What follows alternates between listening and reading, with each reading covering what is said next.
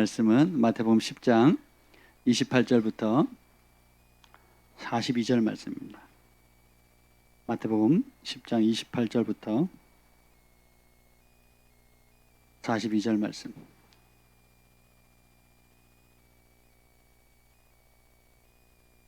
우리 한 절씩 찾았습니까? 마태복음 10장 28절부터 42절 말씀 한 절씩 교독하겠습니다.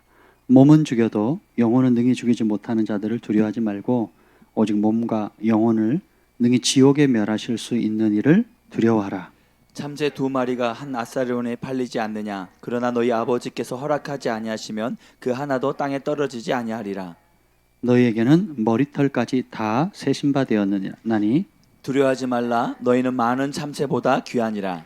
누구든지 사람 앞에서 나를 시인하면 나도 하늘에 계신 내 아버지 앞에서 그를 시인할 것이요 누구든지 사람 앞에서 나를 부인하면 나도 하늘에 계신 내 아버지 앞에서 그를 부인하리라. 내가 세상에 화평을 주러 온 줄로 생각하지 말라. 화평이 아니요 검을 주러 왔노라. 내가 온 것은 사람이 그 아버지와 딸이 어머니와 며느리가 시어머니와 보라를 하게 하람이라. 사람의 원수가 자기 집안 식구리라.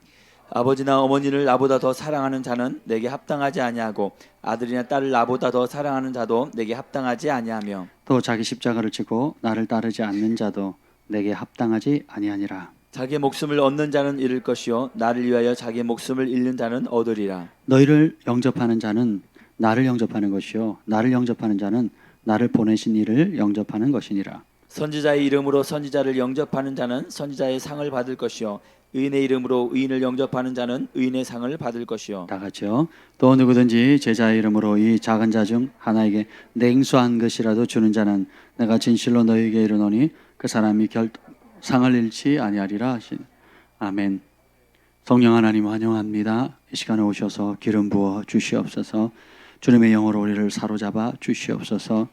그 시에 주는 그 말을 하라 하신 그 은혜대로 이 시간에 성령께서 종의 입술을 붙들어 주시고 듣는 모든 사람들의 심령 가운데 지혜와 계시형을 주사 하나님의 말씀을 깨달아 알게 하여 주시고 이 마지막 때에 하나님 가짜가 흥행하고 또 거짓 선지자들이 흥행한 이때에 진정한 하나님의 아들로 딸로 담대히 일어날 수 있도록 은총을 베풀어 주시옵소서. 여호와의 영이 나를 통해 말씀하시며 그 말씀이 내 혀에 있도다 하는 그 은혜가 오늘 이 밤에도 강력히 풀어지게 하옵소서. 예수님의 이름으로 기도합니다. 아멘. 할렐루야. 오늘 말씀의 제목은 따라서 나는 진짜인가 가짜인가.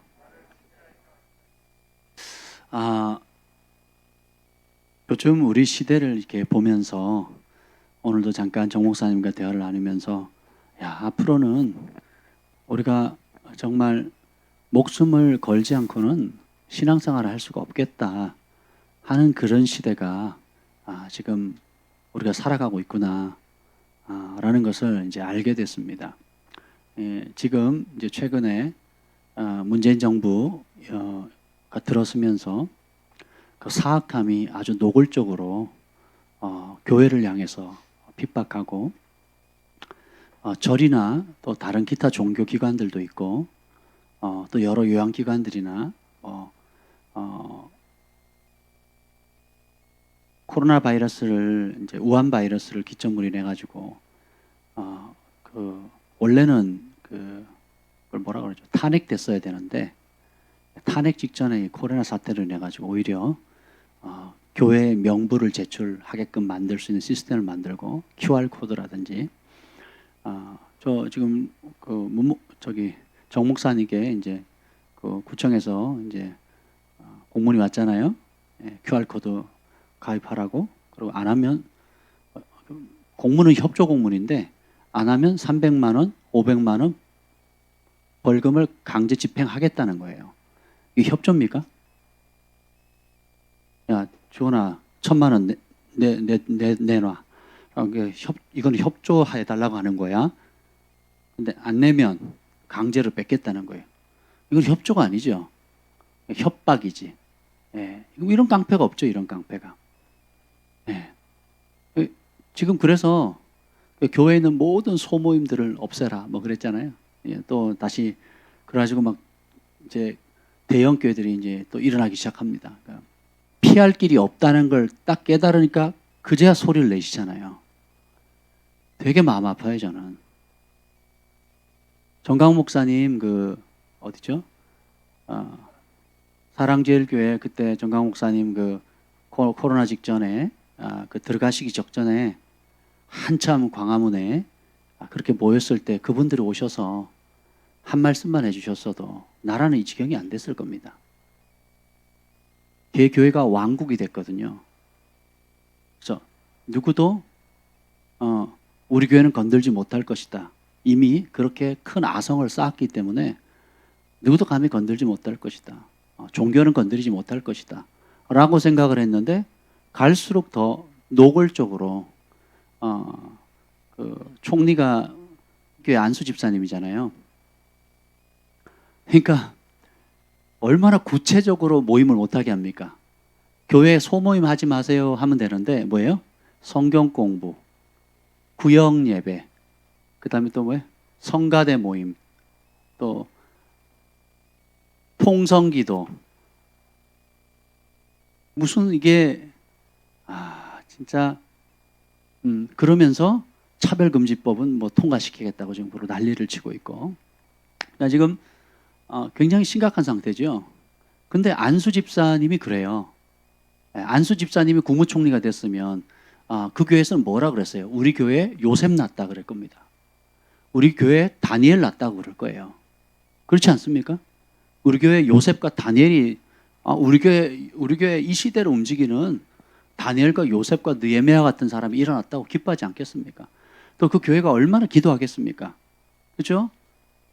국가를 운영하는 실무 책임자가 그 교회에서 났는데 지금 우리 영빈이가 차기 국무총리가 됐어요. 야, 그러면 뭐 평소에 잘할 걸 이렇게 후회하는 사람이 한 10명도 계시겠지만 교회가 얼마나 또 열심히 기도하겠습니까? 근데 정작 기도하면서 그렇게 후원하는 그분이 하나님을 대적하고 예배를 금지하고 또 온갖 것들을 하는데 제일 앞장서지 않습니까? 그래서 각 교단에 대표하는 분들이 만나서 협조를 요청했음에도 불구하고 살짝 굽히는 듯 하시더니 이제 뭐 24일 날 이걸 뭐 철회할지 모르겠다 뭐 이런 얘기가 있죠. 예, 그런 듯 하더니 또 다시 QR 코드를 가지고 이제 교회를 벌집을 쑤셔놓는 겁니다. 이미 교회가 모든 빌미를 다 제공했습니다. 첫째, 예배를 2달간 멈췄잖아요. 한국 교회 생긴 역사 이래로 그런 적이 없습니다. 전쟁 난 것도 아니고 독재자가 칼 들고 와서 예배 드리면 죽이니 살리니 이런 상황도 아니었거든요. 예. 그리고 그럴 문제도 아니고 그렇습니까? 실제로 그런 문제라면 제가 늘 말씀드리잖아요. 예. 일단 지하철부터 멈춰야죠. 예. 어떤 전라도 분이 전라도 아줌마가 그 구청인가요? 시청인가요? 전화해가지고 항의하는데 QR코드 항의를 하는데요. 막 그 전라도 특유의 그 뭐죠? 사투리와 액센트를 가지고 얘기를 하는데 막 제가 막 사르는 판인데 막 얼마나 속은 시원하든지 할 말 못할 말 다 하시더라고요. 그래서 네, 여러분 이제 우리가 가만히 있을 때가 아니에요. 왜냐하면 이제 오 목사님도 말씀하실 수밖에 없죠. 이 목사님도 말씀하실 수밖에 없는 거예요. 상황이. 분당 이 목사님도 안 하실 수가 없죠. 왜냐하면 그 파장이 얼마나 큰데요. 뭐 세 분만 같이 마음을 합쳐서 우리 함께 우리 교회의 이름으로 한국 교회의 이름으로 차별금지법 반대합니다. 그리고 동성애 지지하는 거 반대합니다. 교회에서 이러지 마시고 개인적으로 이러지 마시고 그런다면 한국 교회가 전부 다 일어날 겁니다. 미자립 교회로부터 시작해가지고 모든 교회들이 함께 일어날 거예요. 그 작은 교회들이 아무리 아웅다웅 모여가지고 막 비 맞아가면서 밤새가면서 철야해도 누가 알아줍니까? 물론 하늘은 움직이고 그 기도를 들으시고 움직이시지만 저는요 침묵은 죄라고 생각해요. 죄입니다. 하나님의 국가를 움직일 수 있는 지도자의 영적 지도자의 거장의 자리로 옮기셨고 다 아는 분들 아니에요. 국회의원들이고 대통령이고 또 그 강요들을 직간접적으로 다 알고 조창기도에 다 나가시잖아요. 그리고 국회의원들이 60% 이상이 지금 조창기도에 가면 다 참여하고 얼굴 아는 분들 아닙니까? 그러면 필요할 때 서로 윈윈하고 표나 주고 교회나 건드리지 말라고 그런 위치를 하나님께 주신 게 아니잖아요. 그렇지 않습니까? 서로 아픈데 건드리지 마라. 적절히 가자. 뭐 그러려고 하나님께서 그런 존귀와 명예와 영향력을 주신 게 아니지 않습니까? 그럼 뭡니까? 세례 요한이 헤롯 왕을 감히 누가 책망합니까? 그러니까 광야에 있는 세례 요한이 책망을 하거든요. 예수님이 책망하시거든요. 구약의 많은 왕들이 하나님의 법을 어기고 심지어 이방 나라 왕들도 하나님을 대적할 때 일어나서 그것은 잘못됐습니다. 회개하라고 외쳤던 것이 바로 누굽니까? 선지자들 아니에요. 오늘날 말하면 교회 영적 지도자들이죠. 예.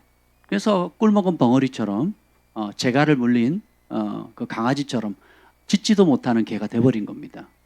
얼마나 이게 불행합니까 지금. 근데 그 수위가 왜냐하면 그렇게 해도 교회를 그렇게 찌르고 멸시하고 무시하고 공격하고 조사하고 경찰 대동해도 저희가 찍소리 안 하니까 이 정권이 그냥 이제는 뭐 대형교회 우습네. 이 목사님이 제일 먼저 QR코드 진행하자고 공문하다라는 게 이제 인터넷에 회자되고 있더라고요. 그것이 순수하게 그 전염병을 예방하기 위한 차원이라면 전교회가 가장 앞장서겠죠. 근데 여러분 역사를 보세요. 일제강점기 때 일본 사람들이 교회 지도자들에게 교회 성도 명단 내라 그랬습니다.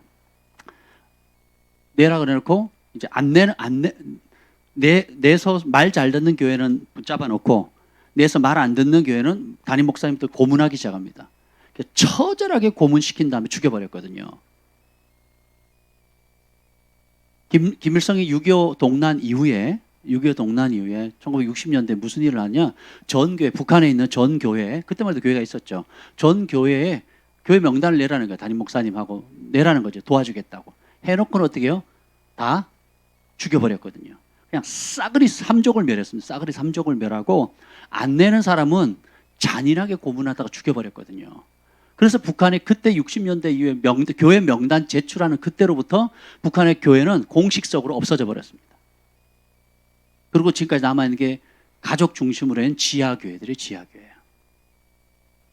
그 어떤 정부도 심지어 다윗도 그 인구조사하다가 하나님께 심판을 받고 전염병이 돌아서 7만 명인가요? 수만 명이 죽죠. 그 선왕 다윗도 인구조사했다가 하나님의 책망을 받거든요. 그래서 하나님께서 그 회개하니까 긍휼에서 돌이키셨지만 그 어떤 역대 정부도 교회에 누가 드나드는지 그 명부를 제출하라고 할 상황이 안 됐거든요. 근데 지금 하는 현상들이 제가 다 이제 그 토대를 잡는 겁니다. 토대를. 빌미만 있으면 어떻게 해요? 빌미만 있으면 요즘 그 인터넷도 그거 회자되더라고요. 차별금지 우리가 동성애가 교회에서 동성애가 죄입니다 해도 차별금지법에 의해서는 목사님 안 잡혀간다고요. 네, 그런 게 나오더라고요. 그 법적인 그 전문가들도 그런 얘기를 하더라고요. 안 잡혀간다고요. 제 친구도 그 얘기를 하고. 여러분 너무 그걸 믿는다면 너무 순진한 겁니다. 법은 그럴 수 있어요. 근데 제가 캐나다의 밴쿠버에서 이제 그 유학하는 시절이 있었습니다.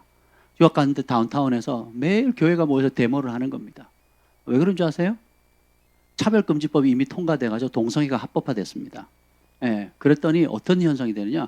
차별금지는 원래 장애인들 또 소외된 사람들 또 여러 사회의 그런 분들을 돕자고 하는 좋은 법이에요. 근데 그건 그대로 하면 되는데 거기다 뭘 꼈어요? 동성애를 끼워놓은 거거든요. 그래서 동성애가 남자 여자뿐만 아니라 남자 여자 외에 제3의 성이 있다라고 이렇게 하면서 그걸 인정하지 않으면 그게 잘못됐다고 말하면 처벌을 받을 수 있고 또 본인이 성별을 선택할 수 있다는 거예요. 본인이. 그래서 내가 우리 한국 같은 경우는 어떻게 해요? 군대 갈 나이가 딱 되면 우리 경환이가 뭐라고 해요? 나 여자예요, 나 여자. 이러면 군대를 안 가면 되는 거예요. 왜냐면 내가 선택할 수 있으니까. 너 웃자고 한 얘기 아니에요. 그리고 여자 화장실, 여자 여탕에 남자가 들어가는 거 나는 여자다 하고 들어가 버리는 거예요. 그리고 제가 이제 그 밴쿠버에 그 이제 UBC 대학이 있습니다. 브리티시 오브 콜롬비아. 굉장히 유명한 학교, 수재들만 가는 학교, 국립대학이 있습니다. 그 기숙사에 이제 우리 청년들이 있어서 제가 양육 가러 가고 또 말씀을 나누고 신방도 이렇게 종종 다녔어요. 제가 또 그 학교에 있는 신학교를 다녔기 때문에 그 기숙사에 들어와서 이제 우리가 성경 모임도 하고 그룹 뭐 토의도 하고 전도도 하고 뭐 양육도 하고 상담도 하고 뭐 그랬단 말이죠. 그 어느 날 이제 기숙사 룸에 들어가게 됐습니다. 룸에 들어갔는데 또 캐나다는 이제 동성애가 합법됐잖아요. 그러니까 어떻게 되느냐? 그 국립대학의 화장실이 남자 여자 그러니까 화장실이 한 칸이면 우리가 남녀 공용 표시해 놓고 문 걸어 잠그고 혼자 보면 되잖아요. 근데 이제 공공 화장실인데 남녀가 같이 들어가게 돼 있습니다. 여러 개 있잖아요, 여러분. 우리 들어가도 여자 화장실, 남자 화장실 이렇게 있잖아요. 출입구가 똑같아요. 그럼 같이 들어가서 같이 일을 보겠다는 겁니다. 주원이가 그러면 주원이 엄마가 기분이 어떠시겠어요? 사위 얻었다, 뭐 이러시겠어요? 이게 엽기적이지 않습니까? 근데 그게 법적으로 그렇게 하게끔 돼 있어요. 그래서 무조건 설치를 해야 됩니다. 그 더 놀라운 거는 뭐냐? 우리가 지금 하는 게 다 선진국이 그렇게 하니까 하자 이 얘기 아니에요. 논리가. 그리고 이제 제가 숙소에 들어갔더니 문이 하나예요. 딱 들어가면 아파트처럼 이렇게 기숙사니까. 그러니까 복도가 쭉 있고 복도별로 방이 나눠져 있죠. 문을 열고 탁 들어가면 어떻게 되느냐? 거실이 있어요. 큰 거실과 간단한 그 주방 싱크대가 있어요. 공동으로 뭘 해먹을 수 있는 개인적으로 해먹을 수 있는 싱크대가 있고 왼쪽으로는 방 2칸, 오른쪽으로 방 2칸 있어요. 그럼 거기 그러면 누가 살아야 돼 거기에? 그럼 그게 한 방이잖아요. 한 가족처럼 돼 있잖아요. 여러분이 뭐 2베드, 3베드 한다 그러면 뭐 그죠? 예, 저희 그 김포에 살 때 방이 하나, 둘, 셋, 뭐 4개인가 그랬죠. 4개면 한 가족이잖아요. 그렇게 사는데 화장실도 같이 쓰고요. 샤워실도 같이 씁니다. 그리고 남자 여자 같이 살아요. 그냥 거기서 같이 삽니다. 같이 공유하고 그리고 그냥 샤워하고 나와요. 별로 이렇게 놀라지도 않으시는데 심각합니다 이게. 그리고 이제 실제로 이제 교회에서 동성애 주례를 거부하거나 동성애가 죄라고 얘기를 하면 자 봅시다. 지금 법안으로는 그것이 처벌을 안 받는다고 표면상은 되어 있는데 구조상 안 받을 수가 없어요. 바깥에서 개인적으로 동성애자로 차별하면 바로 그거 잘못됐다고 말하면 어떻게 돼요? 바로 처벌을 받잖아요. 그럼 교회가 공공연히 얘기해요. 동성애가 잘못됐다라고 공공연하게 가르치고 그것을 공포하는 단체는 교회밖에 없습니다. 공식적으로. 교회 외에 가르치고 그리고 그렇게 해서는 안 되고 그것이 죄고 나라 망하게 하는 것이고 그리고 소돔과 고모라 그것 때문에 심판을 받았고 하면서 그죠? 이런 얘기를 하는 곳이 없어요. 그러면 여론이 어떻게 되겠습니까? 개인도 처벌하는데 자 지금 우리나라 지금 우리 종교 탄압하고 있잖아요. 예배를 방해하고 있지 않습니까? 이게 이거보다 더 높은 국민이 무슨 권한이죠?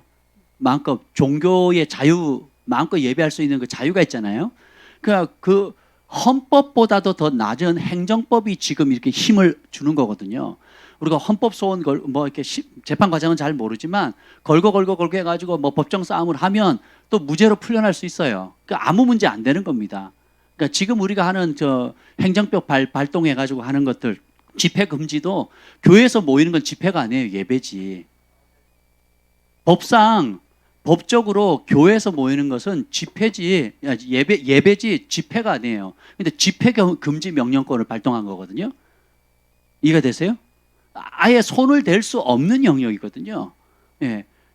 그럼에도 불구하고 현실은 뭐예요? 행정법이 더 무섭거든요. 그렇게 하는 겁니다. 왜? 가만히 있으니까.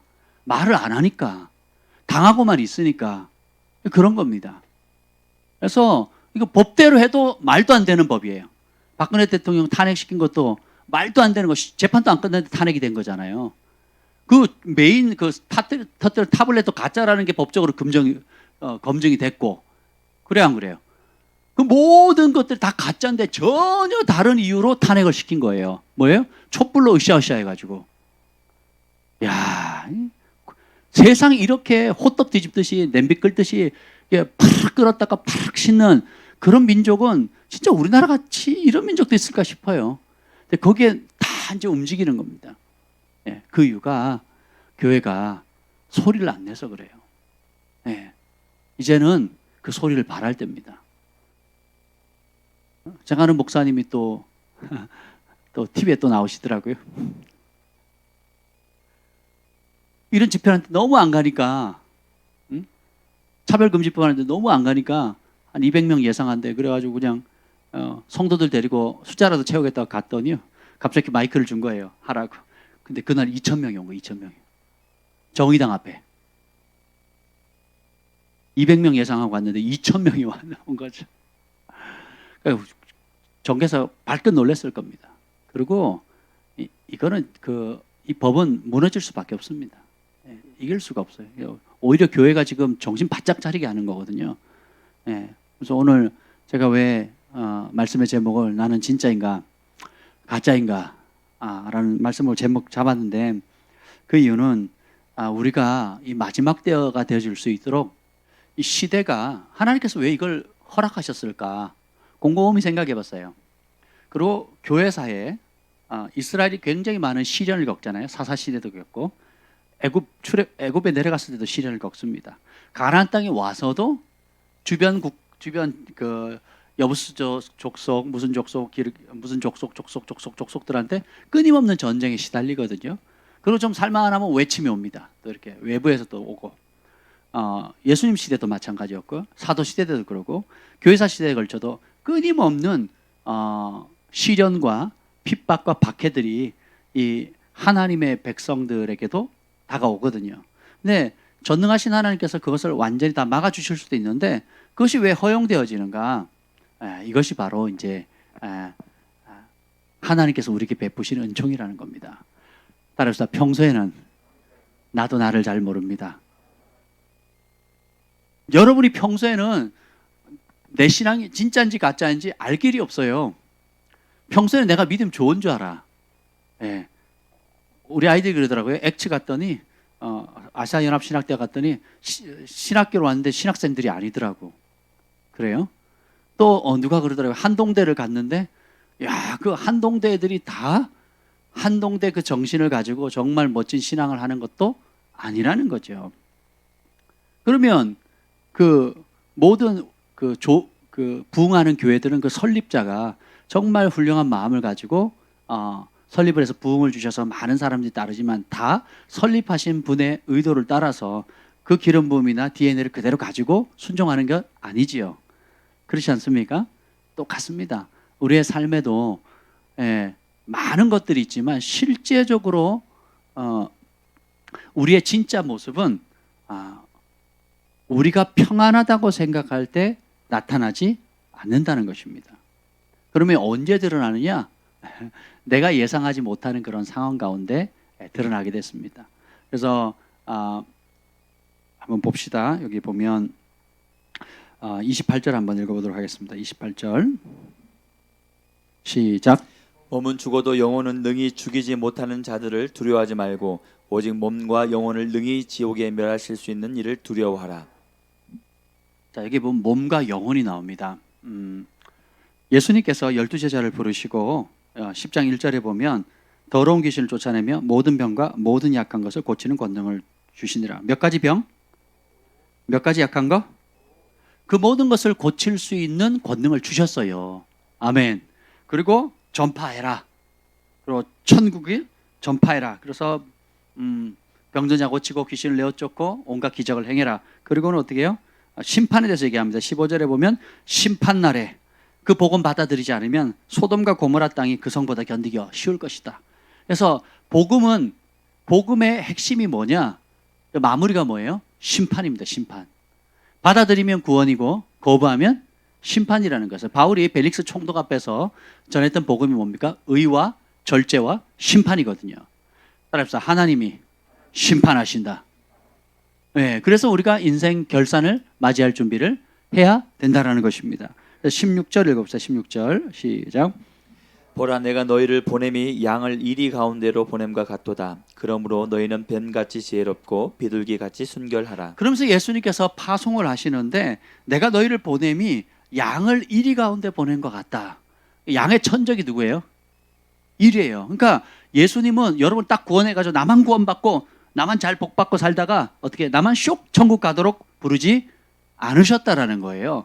오히려 진짜 구원받았으면 어떻게 해요? 여러분의 천적을 향해서 보낸다는 거예요.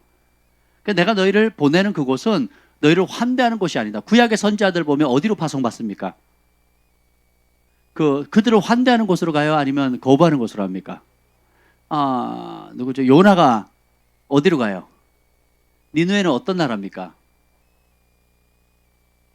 자기 민족을 처참하게 죽이고 땅을 빼앗고 유부녀를 겁탈하고 강간하고 자식들을 죽이고 추수 때만 와가지고 농작물을 빼앗아가던 원수의 나라거든요. 그 원수의 나라 수도에 가가지고 복음을 전하라는 거예요. 회개하라고. 그리고 예레미야나 에스겔서 보면 내가 막 하늘의 신비한 보좌를 보여줍니다. 여러분 이거 잘 들으셔야 돼요. 특별히 우리 중보자들 또 영적인 세계가 열려있는 분들 잘 들으셔야 돼요. 하늘의 보좌를 보고 이사야도 보잖아요. 그리고 스랍들도 보고 천사들도 보고 영원한 영광을 보면서 하시는 말씀이 뭐예요? 내가 설교자들의 천국인 파라다이스인 힐송 처치로 보내겠다. 힐송은 몇만 명이 모이잖아요. 저도 그 교회 가봤거든요. 진짜 그 또 줄 서서 들어가야 돼요. 못 들어갑니다. 얼마나 큰지. 그리고 예배, 찬양, 음향 시스템 세계 최고입니다. 최고. 라이나드 본케 목사님들 거기서 설교하셨는데 첫 마디가 그랬어요. 여기는 설교자들의 파라다이스라고. 무슨 얘기를 해도 은혜 받을 준비가 돼 있는 거예요. 무슨 얘기를 해도 할렐루야야. 무슨 얘기도. 헌금도 많이 나오죠. 강사비도 세죠. 그리고 화려한 스파르사 전 세계 실시간으로 영상이 나가죠. 인기 올라가죠. 그래서 이사야를, 예레미야를, 에스겔을 그런 데 보내는 곳이 아니라는 겁니다. 오히려 어떻게 해요? 가장 낮은 것, 가장 강팍한 것, 가장 듣지 않는 것, 가장 하나님을 대적하는 곳으로 보내거든요. 예수님도 이 땅에 오실 때 어디로 갑니까? 왕궁이나 대접해 줄 수 있는 부잣집에 가는 것이 아니고 예수님의 별명이 뭐예요? 세리와 죄인들의 친구라 그랬거든요. 그래서 우리는 누구를 따라가는 자입니까? 그럼 우리는 어디로 가야 돼요? 예수님이 가신 곳으로 가야 되는 것입니다. 그죠? 아멘. 그래서 오늘 이 말씀을 보면 양을 그 천적 가운데 집어넣으신다는 요한복음 14장, 15장, 16장에도 보면 예수님께서 기도합니다. 하나님 이 양무리들을 건져서 천국에 빨리 보내달라고 내가 기도하는 게 아니고 이들을 세상 속에서 보존하여 주십시오. 그리고 어떻게 돼요? 세상에 빛이 되게 하시고 세상에 소금이 되게 하시고 갈 바를 알지 못한 영혼을 건지게 하시고 병든 자를 고치게 하시고 귀신 들린 자를 자유케 하시고 하나님의 나라가 지금 이곳에 임한다는 것을 나타내는 축복의 통로가 되게 해달라고 기도하셨죠. 아멘. 근데 우리는 습관적으로 어떻게 돼요? 나한테 직접적으로 와서 찌르지 않으면 나한테 직접적으로 와서 고통이나 해를 끼치지 않으면 못 본 척합니다. 국가적으로 지금 일어나는 사태를 교회가 너무 뒷짐지고 있었어요. 더 이상은 안 됩니다. 그렇죠? 소리를 내야 되는 겁니다. 종교 분리의 원칙에 따라 종교 분리의 종교 맞나요? 정교 분리의 원칙에 따라서 국가는 교회 일에 간섭하면 안 돼요. 교회는 국가 일에 적극적으로 간섭해야 됩니다. 그들의 죄를 지적해야 되고 그들이 마땅히 바르게 가야 될 길을 알려야 됩니다. 왕이 유일하게 떠는 존재가 누굽니까? 선지자들이거든요. 다윗 왕이 누구의 말을 듣습니까? 다윗 왕이 인구 조사하고 나서 연병이 돌죠. 그리고 책망을 받습니다. 누구한테요? 2명의 선지자들한테 책망을 받거든요. 그 선지자가 와가지고 택하라. 3년을 도망 다닐 건지, 뭐 기근을 당할 건지, 아니면 전염병이 며칠 돌아서 죽을 건지. 그러니까 전염병을 선택했잖아요. 그걸 누가 얘기를 합니까? 선지자가 얘기하는 거거든요. 또 회개했을 때 그걸 수습하고 하나님의 축복을 또 누가 얘기합니까? 선지자가 얘기를 하는 거거든요. 그래서 우리 교회는 마땅히 그 일을 해야 합니다. 예, 손양원 목사님이나 또 우리가 추앙하고 존경하는 순교자들을 보면 그들이 왜 그런 고통을 당했습니까? 정부가 내린 지침보다 하나님의 명령을, 하나님의 말씀에 목숨을 걸었기 때문이죠. 그렇죠? 이제 우리가 그런 시대에 지금 도래하고 있어요. 제가 코로나 초창기에 말씀을 드렸잖아요. 이거는 약과라고, 예방주사라 그랬잖아요. 앞으로 더 심해지게 될 거라고. 그래서 우리가 이럴 때일수록 우리 자신을 진짜 돌아봐서 내 신앙이 진짜인지 가짜인지가 드러나야 됩니다. 아멘. 근데 자 봅시다. 이제 그런 핍박들이 일어나게 될 것인데 21절 한번 보세요. 21절. 21절 시작. 장차 형제가 형제를, 아버지가 자식을 죽는 데에 내주며 자식들이 부모를 대적하여 죽게 하리라. 아멘. 자 보면 결국은 이 복음 때문에, 다른 것 때문이 아니에요. 참 코미디 같지 않습니까? 예수님을 믿는다는 게 뭐길래 나라가 이렇게 호들갑을 떨까요? 특별히 여러분 이제 지방에 가보세요. 불교 집안이나 또 뭐 다른 종교에 있는 집안, 뭐 그 모태 신앙은 뭐 어떤지 모르겠지만 일반 신앙을 가지고 있는 그 토속 종교라든지 어느 나라든지 간에 종교를 딱 바꾸려고 예수 믿으려고 하면요, 무슬림은 기본적으로 죽입니다. 자식이라도 죽여요.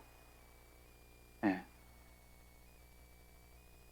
핍박을 가다가 말을 안 되면 가방 싸서 도시락 싸가지고 보내는데 그 도시락에 뭘 타요? 독을 탑니다. 가문의 수치라고. 저도 뭐 예수 믿으면서 많은 핍박을 겪었죠. 결혼하고서도 핍박을 당했으니까. 결혼하고 핍박을 당하니까 좋은 건 있더라고요. 혼자 안 당해서 좋더라고요. 근데 주한이 경한이가 어렸을 때인데 할아버지 집에 갔다가 쫓겨나니까 또 그 안에서 여러 못 들을 소리 듣고 못 볼 광경을 보니까 부모 입장에 마음이 너무 아프잖아요. 그래서 이제 그냥 나올 수밖에 없는, 아이들에게 더 큰 상처는 주지 말자. 저야 뭐 다 이해할 수 있고 이미 어렸을 때부터 쭉 수십 년 동안 당해오던 거라 감당이 되지만 이 아이들은 그냥 그렇게 하지 않았으면 좋겠다 해서 저희가 피난도 몇 번 왔었거든요. 도장만 탁 찍고 그렇게 돌아온 적도 여러 번 있습니다. 그때는 참 이해가 안 됐었는데 지금 돌이켜보면 그런 과정을 통해서 결국 하나님이 승리하신다. 하나님이 붙들어 주신다. 그리고 내 신앙이 이제 물의 연단을 통해서 견고해진다는 것을 이제 몸으로 배우게 된 거죠. 오늘 말씀의 제목은 내가 진짜인가 가짜인가? 여러분 진짜 크리스찬이에요? 가짜입니까? 이게 언제 드러나느냐? 잘 몰라요. 잘 모르는데 드러나는 상황이 있습니다. 그래서 하나님께서 그 첫 번째 방법이 뭐냐? 이게 자기 몸을 위해서 사는 삶이냐, 자기 영혼을 더 소중히 여기는 삶이냐, 이거예요. 다시 28절 읽어봅시다. 28절 시작. 몸은 죽여도 영혼은 능히 죽이지 못하는 자들을 두려워하지 말고 오직 몸과 영혼을 능히 지옥에 멸하실 수 있는 이를 두려워하라. 자, 몸은 죽여요. 누가? 정부가, 주변 사람들이, 또 이런저런 이유로 몸을 괴롭게 할 수 있어요. 예를 들면 뭐 집을 빼앗을 수도 있고 직장에서 쫓겨날 수도 있고 사업에 문 닫을 수도 있어요. 여러분 지금 하는 사업이 문 닫는다 한번 생각해 보세요. 막 하시겠죠. 근데 초대교회는 기쁨으로 문 닫았다 그랬거든요. 누구 때문에? 예수님의 이름 때문에. 자식이 잡혀가거나 가족의 일부가 잡혀가면 기꺼이 목숨을 잃었거든요. 그 자식 때문에, 그 남편이나 아내나 누이나 형제 때문에 신앙을 저버리지 않고 더 나은 것을 바라보고 기꺼이 죽음을 택했거든요. 왜 그러냐? 하나님께서 우리의 몸과 영혼을 어디다 집어넣는다고요? 지옥에 던질 수 있는 분이라는 거예요. 몸은 그런 일을 당하게 되면 고통스럽고 누가 그런 일을 좋아하겠습니까? 그 어떤 사람도 싫어하죠. 그럼에도 불구하고 더 무서운 분이 있다는 거예요. 더 존귀한 분이 있다는 겁니다. 더 우리에게 영원한 행복을 주실 분이 있다는 거예요. 그분이 누굽니까? 우리 하나님이시잖아요. 그걸 알고 어떻게 돼요? 기꺼이 몸을 내어놓겠다는 거예요. 이 땅의 것을 내어놓겠다는 겁니다. 지금 우리가 그런 시대에 살고 있어요. 그걸 결정하셔야 돼요. 제가 말씀드렸잖아요. 예수님을 영접한다는, 예수님을 주님으로 영접하는 그 순간 우리의 목숨까지도 양도했다고 말씀드렸죠. 내 목숨을 주님께 양도하지 않았다면 내 목숨의 주인은 여전히 누구예요? 내 거죠. 그럼 영접한 게 아니에요. 우리가 예수님을 주로 영접하잖아요. 누구든지 예수님을 주로 영접하면, 그죠? 마음으로 믿어 의에 이르고 입으로 시인하죠. 뭐라고 시인해요? 예수님이 주인이에요. 구원자가 아니에요. 주인이에요. 그러니까 주인으로, 아도나이로 모시는 순간, 그러면 내 생명의 그 소유권이 누구에게 넘어간 거예요? 주님께 이미 넘어갔어요. 언제? 영접할 때. 이렇게 사형리를 전해야 돼요, 원래는. 이게 그 주로 영접하다는 그 의미입니다. 그죠? 그럼 그런데 뭐 더 이상 내 목숨 내 게 아니잖아요. 근데 줬다가 다시 뺏었어요. 그리고 이거는 소중한 거예요. 생각해 보세요. 그래서 예수님의 주 되심을 여러분 깊이 이해하셔야 돼요. 제가 비슷한 얘기를 계속 합니다. 왜 그러냐? 이것이 키워드예요.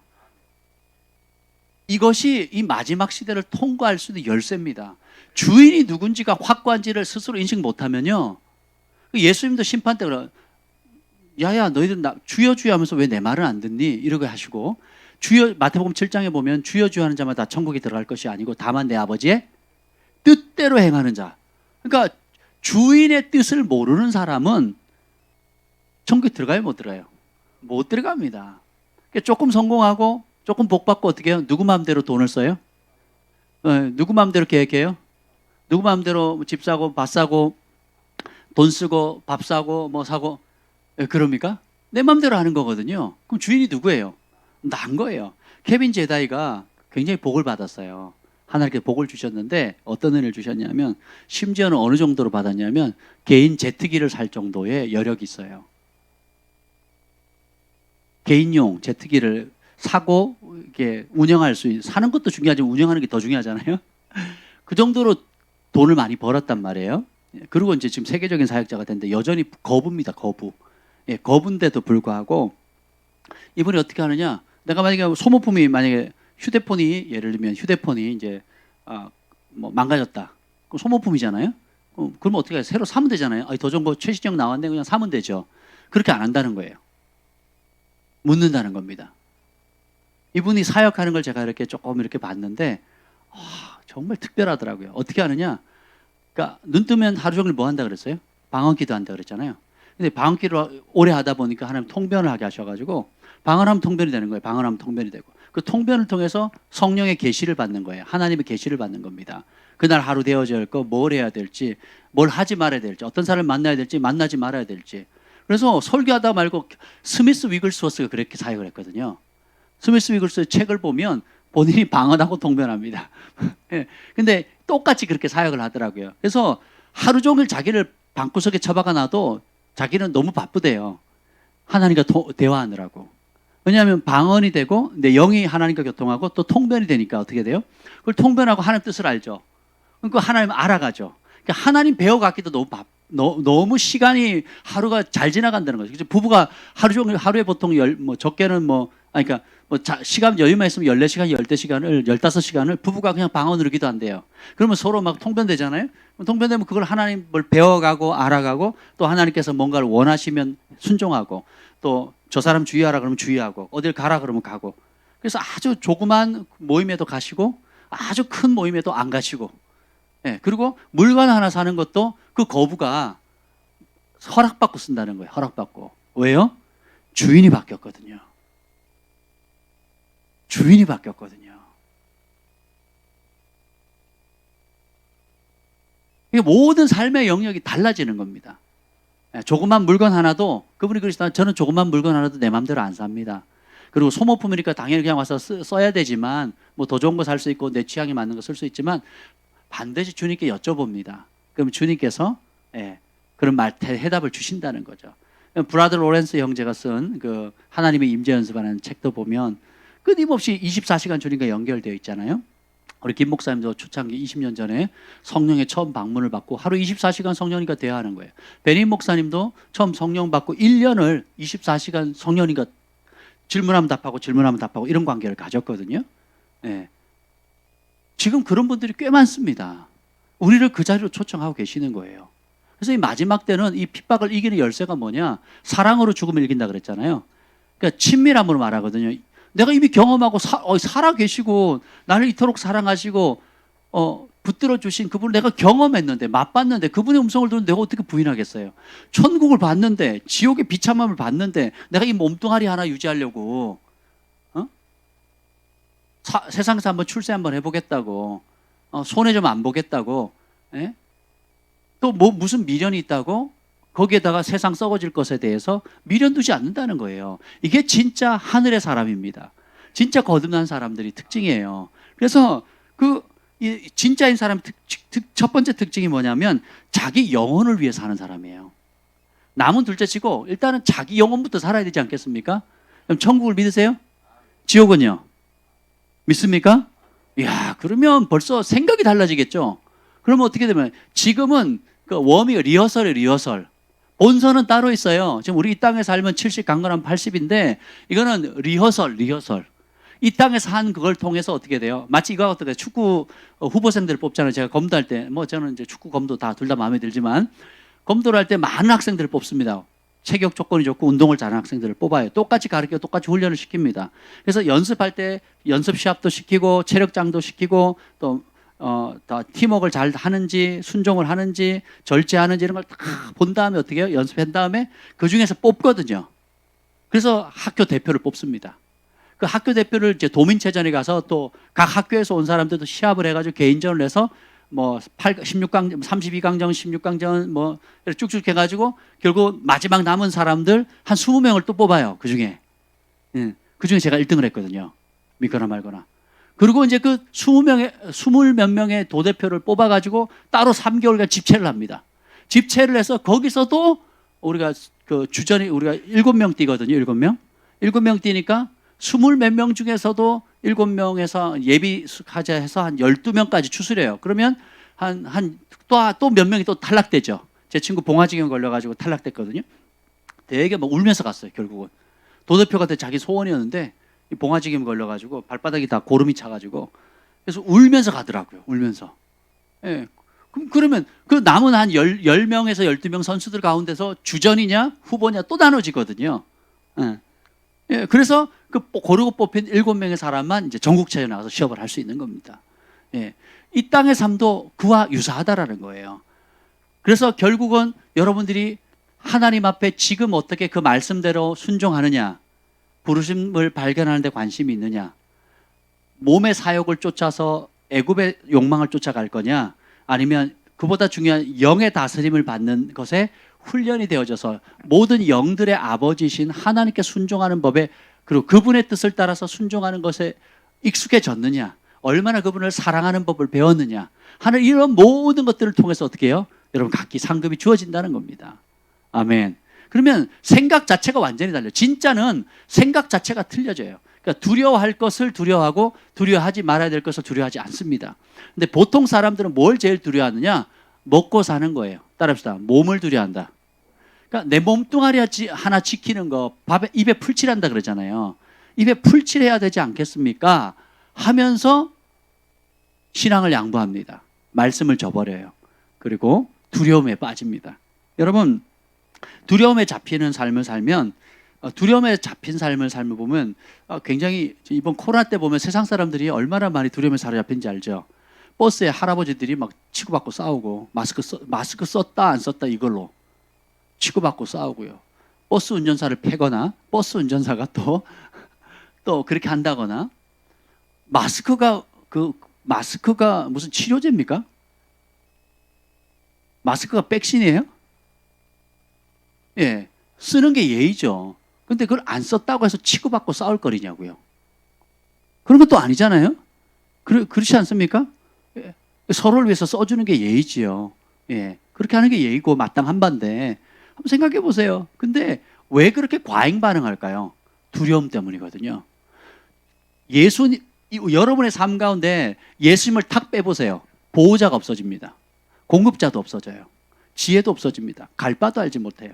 인생이 어떻게 끝날지도 모릅니다. 내 건강 어떻게 될지도 몰라요. 예수님을 세상 사람들 가운데 크리스찬도 마찬가지. 예수님을 딱 빼는 순간 남는 게 있어요, 없어요? 없어요. 그러니까 불안하죠. 초조하죠. 두렵죠. 그러니까 뭘 의지해야 돼요? 먹고 살려면 돈 벌어야 돼. 그리고 건강 챙겨야 돼요. 그죠? 네, 그리고 어떻게 해요? 이기적이어야 되죠. 자기중심적으로 생겨야 돼요. 제가 금식하면서 힘들어가지고 집 앞에 있는 그 아파트 앞에 있는 몽촌도성 공원에 가서 앉았습니다. 그랬더니 비둘기가 떼거지로 날려다니고요. 참새들이 얼마나 많은지. 근데 어떤 아이가 그걸 주더라고요. 그 뻥튀기죠. 뻥튀기 과자를 으깨 가지고 주는 겁니다. 비가 왔으니까 뻥튀기 과자가 이제 젖어가지고 있는데 참새가 가서 쪼니까 잘 안 쪼이잖아요. 콕콕 찢어가지고 이렇게 먹는데 참새 한 대여섯 마리가 막 해도 잘 안 떨어지니까 한두 쪽만 먹고 가버리는 거예요. 그러다가 다시 참새 두 마리가 왔습니다. 두 마리가 왔는데 그 참새가 이렇게 옆에 있는 친구를 경계하는 거예요. 그래서 콕콕 쪼더니 옆에 친구가 달라붙으니까 어떻게 하는 줄 아세요?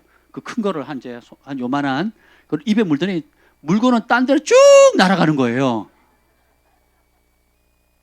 제가 그걸 코앞에서 이렇게 지켜보는데 이놈 봐라.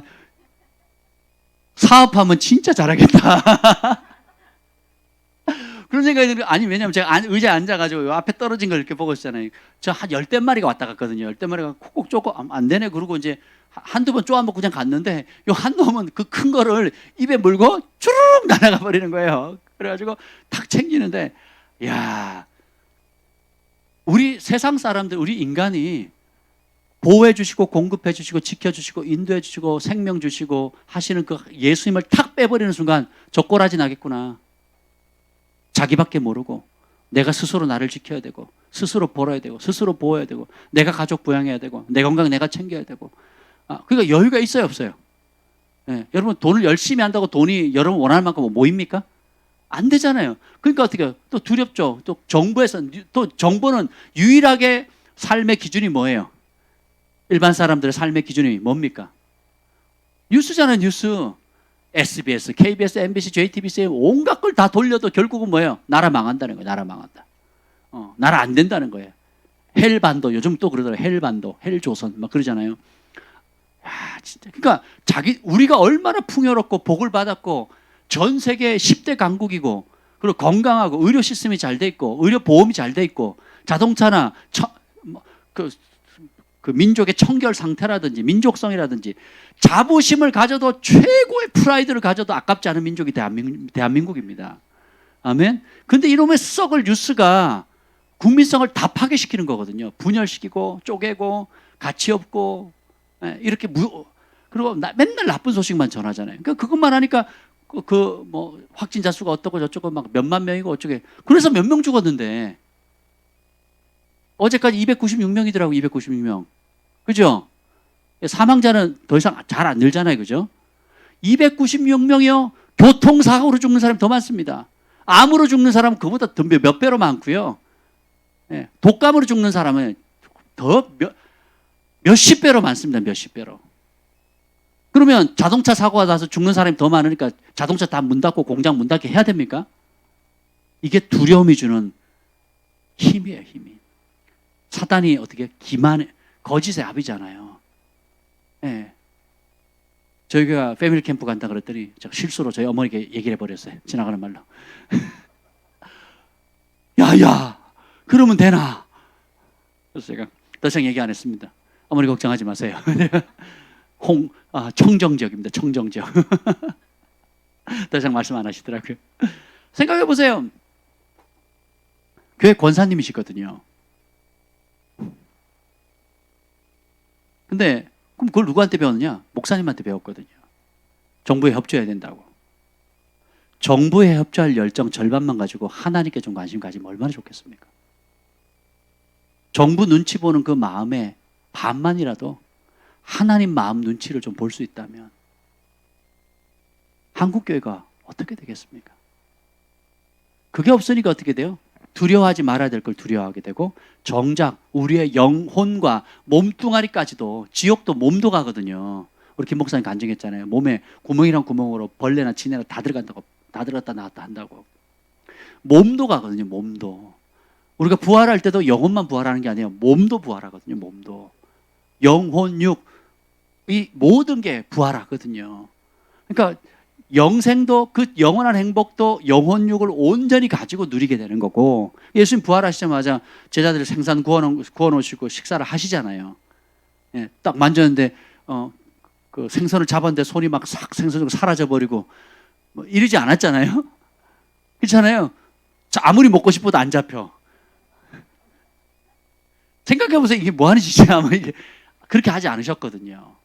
그리고 영혼과 온 몸이 주오실 그날까지 흠없이 보존되기를 원한다고 바울이 기도했거든요. 아멘. 그래서 우리 몸을 소중히 여겨야 되는 겁니다. 근데 그렇다 할지라도 만약에 우리가 선택해야 될 상황이 온다는 거예요. 몸뚱아리 지탱하는 삶을 살아갈 거냐, 영혼을 더 소중히 여길 거냐 하는 날이 온다는 거예요. 그래서 어떻게 돼요? 몸만 해칠 수밖에 없다는 거예요. 여러분이, 여기 제가 되게 와닿았던 문구가 있어요. 28절 첫 번째 줄만 한번 읽어보세요. 28절 첫 번째 줄 시작. 몸은 죽여도 영혼은 능히 죽이지 못하는 자들을 두려워하지. 아멘. 영혼은 능히 죽이지 못한대. 시적 표현 같지 않습니까? 이 영혼을 죽일 수가 없다는 거예요.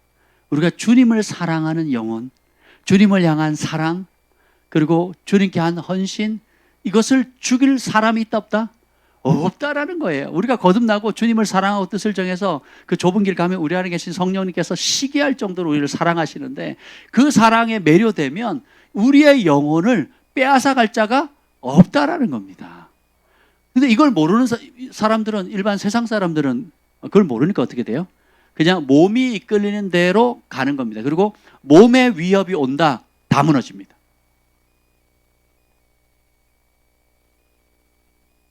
그래서 자기 영혼을 위해 사는 사람들은 하나님의 아들이고요, 두려움이 없는 삶을 살게 됩니다. 그 이유는 뭐냐면 그 어떤 두려움보다 크신 하나님을 신뢰하고 사랑하기 때문이에요.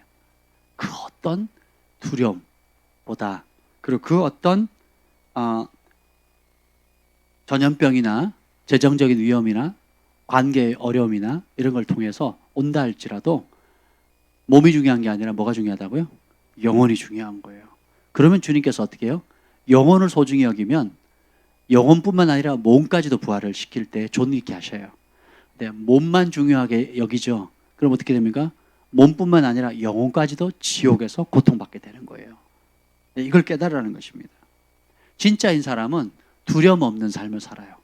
여러분, 이런 뉴스나 또 저 교회에서는 뭐 이렇게 구청에서는 QR 공문 오고 뭐 계속 협박성 그 공문들이 내려오거든요. 협조라는 말 좀 안 썼으면 좋겠어요. 이게 무슨 협조야? 협조 맞아요? 네. 강압이죠, 강압. 협박이지, 협박. 국가가 대놓고 협박하는 겁니다. 협박하는 거죠. 네. 그런 걸 받을 때조차도 어떻게 해요? 두려움의 감정은 느낄 수 있지만 두려움에 지지 않습니다. 이게 진짜 믿는 사람이에요. 왜요? 우리 안에 모든 두려움보다 더 크신 분이 계시기 때문이에요. 그분을 바라보기 때문에 그렇습니다. 아멘? 이게 첫 번째 증거예요. 두려움이 없는 것. 어떤 상황에도 평강을 누릴 수 있는 게, 이게 내가 진짜라는 증거예요. 하나님 나라는 먹고 마시는 것이 있는 것이 아니라 성령 안에서 의와 희락과 평강이라 그랬잖아요. 그러니까 여러분 안에 이런 상황에서 기뻐할 수 있고, 이런 상황에서도 의를 택할 수 있어요. 내가 타협하거나 세상에 같이 그냥 그 두려움 때문에 하나님 법을 위배해서 죄를 짓는 삶이 아니라 더 의롭고, 그럴수록 더 의로운 거예요. 그리고 그럴수록 더 어떻게 해요? 평강을 누리는 거예요. 사람들이 놀라는 거죠. 두 번째는 굉장히 재미있는 말씀인데 32절, 33절 읽겠습니다. 32절, 33절 시작. 누구든지 사람 앞에서 나를 시인하면 나도 하늘에 계신 내 아버지 앞에서 그를 시인할 것이요, 누구든지 사람 앞에서 나를 부인하면 나도 하늘에 계신 내 아버지 앞에서 그를 부인하리라. 두 번째는 삶의 목표 자체가 예수님을 증거하는 겁니다. 교회 올 때 교회 모드로 바꾸고, 집에서는 또 집의 모드로 바꾸고, 학교 가면 학교 모드로 바꾸는 사람들, 직장 가면 직장 모드로, 친척들 만나면 친척들 모드로. 색깔 옷을 착착착착착 보이지 않는 옷을 착착착착 갈아입는 사람들. 주님 뭐라 그런 줄 아세요? 네가 사람 앞에서 나를 부인했다 그러십니다. 교회에서 아멘 하기 너무 좋죠. 할렐루야 하기도 너무 좋아요. 여기서 모른다니까요. 그럼 어떻게 됩니까? 이제 주일날 교회 직장에 나오라. 저는 못 갑니다. 왜? 저는 하나님을 경외하는 사람이라 그날은 특별히 구별되어서 나는 세상에서 제일 중요한 분을 만나러 가야 되기 때문에 안 됩니다. 그게 예수님을 시인하는 거예요. 왜? 뇌물 주는데 뇌물 안 받겠습니다. 왜 안 받느냐? 난 하나님을 경외하는 사람이에요. 주님의 말씀에 뇌물 받지 말라 그랬습니다. 뇌물 쓰지도 않습니다. 전에 제가 참 잠깐 교제했던 귀한 분이 있는데 그 수석 장로님 중에 한 분이에요. 수석 장로님이신데 그분이 기업이 이제 무슨 그 TV 모니터 같은 사업을 하셨어요. 나중에 암에 걸리셔가지고 그래서 저희가 같이 기도하고 이제 중보했던 그래서 종종 만났었습니다. 이제 그랬는데 이제 그분이 이제 그 말씀을 하시더라고요. 그러니까 다른 이게 전자산업이라는 게 얼마나 속도가 빠릅니까? 모니터 산업도 그렇고 그렇죠? 굉장히 빠르잖아요. 근데 이거를 쫓아갈 수가 없대요. 쫓아갈 수가 없어서 기도했대요. 왜냐하면 그 사업 관례상 그 수주를 받으려면 그걸 뭐라 그러죠? 그걸 전문적으로 하는 사람을 로비하는 사람, 접대하는 사람을 뭐라 그러죠? 로비스트라 그래요? 예. 로비스트 하면 술, 여자, 또 뒤로 찔러주는 돈, 또 뭐 기타 향락, 뭐 향응 접대 뭐 이런 거 해야 되잖아요. 아예 1000명을 한 겁니다. 저희는 그거 안 합니다라고. 아예 1000명을 했대요. 그러니까 어떻게 해요? 원하는 계약마다 다 떨어지는 거죠. 경쟁업체에. 처음에는 계속 밀렸다가 그래도 그럼 어떻게 되냐? 하나님 지혜 주세요. 실력으로 이 기술력으로 할 수 있도록 능력을 주세요. 그냥 하나님이 지혜를 줘가지고요. 다른 업체보다 10년, 20년을 앞서갈 수 있는 기술을 초자연적으로 다운로드 시켜준 거예요. 따라올 때쯤 되면 또 10년을 앞서가는 거예요. 따라올 때쯤 되면 10년. 그리고 저 기업은 정직하다. 뇌물 받지도 않고 뇌물 쓰지도 않고 뇌물이 안 통한다. 예, 그리고 말하는 그대로다. 그리고 AS라든지 뭐 관계라든지. 그래서 하니까 직원만 몇백 명이 됐는데 그 직원들을 자기 자식처럼 소위 말해서 그 집안에 숟가락이 몇 개인지까지 알 정도로 그렇게 그 돈 버는 직원으로 생각하는 게 아니라 고용하는 고용인으로 고용된 사람으로 대하는 것이 아니라 소중한 영혼으로 대하는 거예요. 이게 크리스찬 기업과는 이렇게 다른 겁니다. 그래서 그 번 돈으로 아프리카의 가난한 한 나라를 통째로 내가 먹여 살리게 해주세요. 평생 소원이 그거였거든요. 아프리카의 한 나라를 통째로 먹일 수 있는 은혜를 재정을 부어달라고. 물질이 오면요 사실은 하나님의 그릇만 준비되어지면 물질은 돈이 돈을 번다고요. 다른 차원으로 넘어가는 거거든요. 그래서 제가 굉장히 도전을 받았습니다. 그분의 그릇이나 마음 품는 거나. 그래서 제가 하 목사님 정말 복 받으셨다 뭐 이런 생각을 했어요. 그러니까 우리의 삶의 모든 동기 자체가 예수님을 시인하는 거예요. 그건 뭐냐면 너 믿어 안 믿어 이게 아니고 내 존재 목적 자체가 예수님을 나타내는 거예요. 나 때문에 내 주변에 있는 사람이 예수님을 알아야 돼요. 내가 하는 일자리에서. 나 때문에 누군가는 반드시 예수님을 알아야 되는 겁니다. 듣든지 아니 듣든지 뭐 동의하고 안 하고 영접하고 안 하고는 그들 몫이고 근데 전하는 것 자체 안 하면 누가 듣겠습니까? 그렇죠? 그냥 내 적성에 맞고 내 사회적 수준에 맞는 교회 다니면서 그냥 편안하게 지내다가 아이고 그냥 취미생활처럼 안락하게 지내다 가면 그건 주님을 부인하는 삶이에요. 부인하는 삶이라고요. 그러면 요 시인하는 삶이 어디서 나타나느냐? 여기 보면 17절, 18절 읽어보자. 17절 시작. 사람들을 삼가라. 그들이 너희를 공회에 넘겨주겠고 그들의 회당에서 채찍질 하리라. 사람들을 주의해라. 왜냐? 너희는 누구예요?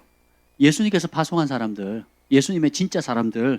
공회는 법정이에요, 법정. 사내들인 공회니까 법정입니다, 법정. 최고 법정 기관. 정광훈 목사님이 이제 법원에 잡혀서 판결 났잖아요. 무죄 선고된 거는 하나도 뉴스에 안 나옵니다. 다 무죄거든요. 무죄인데 무죄 선고된 거는 하나도 뉴스에 안 나요. 보셨어요? KBS에서 무죄 선고 나온 거 보셨습니까? MBC, SBS, JTBC의 무죄 선고. 지네들이 그렇게 막 처음에 물고 늘어질 때는 이런 혐의가 있다, 저런 혐의가 있다가 막 대서특별해가지고 막 난리를 쳐놓고 무죄 판결이 딱 났어요. 해요, 안 해요? 안 하거든요. 그러니까 세상 사람들은 그걸 모른다 치더라도 우리 크리스찬들이 그러면 안 되죠. 그렇지 않습니까? 보면 그렇게 법정에 넘겨진다는 거예요, 실제적으로 우리가. 지금 그 정기용 목사님도 그 문재인 정권에 대해서 몇 마디 했다가 이제 그걸 또 누가 기소한 줄 아세요? 타지방 목사님이 신고를 한 거예요. 타지방 목사님이. 코미디. 근데 앞으로 그래요. 왜 그러냐? 여기 보면 21절에 장차 형제가 형제를, 아비가 자식을 죽는 데에 내어주며 자식들이 부모를 대적하여 죽게 하리라. 경환이가 저를 팔아먹겠다는 거예요. 영빈이가 예빈이를 팔아먹겠다는 거예요. 뭐 때문에? 예수 믿는다는 것 때문에. 여러분 웃지요? 실제로 그렇다니까요. 어제의 친구가 오늘의 적이 됩니다. 뭐 때문에? 예수님 때문에. 이게 지금 그 사회예요. 지금 코로나가, 지금 사람들이 뭐라죠? 교회가 당연히 지금 문 닫아야 되지. 왜 아직도 교회를 문 닫지 않냐고 막 이렇게 설치는 사람들이 엄청 많습니다. 그럼 자기 집부터 문 닫아야지. 이게 왜 그러냐? 잘못된 정보와 두려움이 합쳐지니까 어떻게 돼요? 네. 처음에 그 한국 의사진들이 5번인가 건의했잖아요. 중국 막아야 된다고. 지금요, 이제 중국에서 그게 우한 바이러스가 생겼다고 하는 증거들이 이제 속속히 드러나고 있습니다. 속속히 드러나고 있거든요. 중국에서 의도적으로 만든 거라고. 속속히 지금 그 증거가 드러나고 있습니다. 네. 그러면 누굴 욕해야 돼요? 그리고 의사협회 말을 안 들은 그 초기 강요들하고 그 담당자들 족쳐야 되는 거 아니에요? 그걸 누가 막았습니까? 대통령이 막은 거 아니에요? 그럼 대통령이 책임을 져야 되지요. 그렇지 않습니까? 근데 애꿎은 교회, 우리 기독교에서는 신천지 기독교를 쳐다보지도 않는데, 불쾌하죠, 사실은. 신천지를 기독교라 그러면. 예, 아주 불쾌하죠.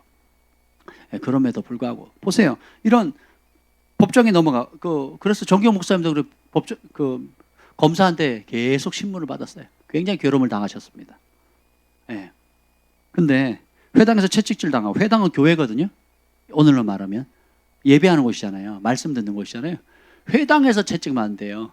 그러니까 그래서 지금 대부분 그런 문제를 일으키는 게 내부 고발자들이거든요. 내부 고발자들. 사랑의 교회 힘든 이유가 뭐예요? 내부 고발자들. 여의도 순복음교회도 내부 고발자들. 다 그렇습니다. 다 내부 고발자들이에요. 내부 고발자들. 여러분 그러지 마세요. 누가 그러시려나? 근데 그런 나로 말미암아 누구 때문에? 예수님 때문에. 자, 18절이 중요합니다. 읽어봅시다. 18절 시작. 또 너희가 나로 말미암아 총독들과 임금들 앞에 끌려가리니 이는 그들과 이방인들에게 증거가 되게 하려 하심이라. 자, 하나님의 여기 예수님의 특별한 계획이 있다는 거예요. 그러니까 총독들 앞에, 최고의 통치자들 앞까지도 갈 사람들이 있을 거다. 그 이유가 뭐라고요? 그 총독들과 이방 사람들, 심지어 앞으로 이제 복음을 듣게 될 세상 여러 나라 민족의 사람들까지도 어떻게 해요? 증거가 된대요. 다르게 표현하면 예수님의 증인이 된다는 거예요. 그들에게 내가 찾아가려면 만나줘요, 안 만나줘요? 안 만나주니까 그분들이 찾아와 주시는 거예요. 할렐루야. 대신에 좀 끌려가고 좀 맞고 가서 탈이지, 그분들이 와주신다는 거죠. 총독 벨리스 앞에 딱 나타나가지고 너 왜 이 고생하냐 그랬더니 네가 전하는 복음 좀 전해봐라 그랬더니 의와 절제와 장차올 하나님의 준엄한 심판에 대해서 전하니까 벨릭스가 쪼릅니다. 그리고 잠깐 나중에 다음에 또 들어오겠다고. 그러면서 여러 차례 부르거든요. 그러면서 혹시 뇌물을 줄까? 그리고 복음에도 관심 있고 뇌물을 줄까? 복음, 이 두 가지를 왔다 갔다 하면서 어떻게 해요? 결국은 정치적인 이권에 따라 또 넘기죠. 죄 없는 사람을 넘기죠. 그건 어떻게 해요? 복음을 받아들일 수 있는 기회가 있었는데 스스로 차버리게 된 겁니다. 본디오 빌라도 그랬고요. 헤롯 왕도 그랬고 다 그렇습니다. 그래서 어쨌든 우리는 듣든지 아니든지 그러니까 결국 우리가 하나님의 입장에서 보면 그런 사람들도 복음을 들어야 되잖아요. 왕들이든 총독이든 누구든 우리가 평소에 만날 수 없는 사람도 들어야 되잖아요. 그리고 또 저희 목회자가 못 만나는 사람이 한둘입니까? 엄청 많잖아요. 여러분들만 만날 수 있는 지금 각기 일하는 곳 있잖아요. 뭐 물류업체 일하시는 분들, 예. 아니면 뭐 노인정, 제가 노인정 갈 일이 뭐 몇 번이나 있겠습니까? 그죠? 또 어린이들은 어린이들만 모이는 곳, 아주머니들은 아주머니들만 모이는 곳, 다 못 찾아가잖아요. 그 여러분들이 그런 위치 속에서 들어가는 겁니다. 백수면 백수대로, 백조면 백조대로. 각기 자기 역할대로 사회 뿔뿔이 속에 흩어지게 만드는 거예요. 거기서 어떻게 해요? 우리의 존재 자체가 복음이 돼야 되는 거예요. 우리를 통해서 누가 나타나야 돼요? 예수님이 나타나야 되는 겁니다.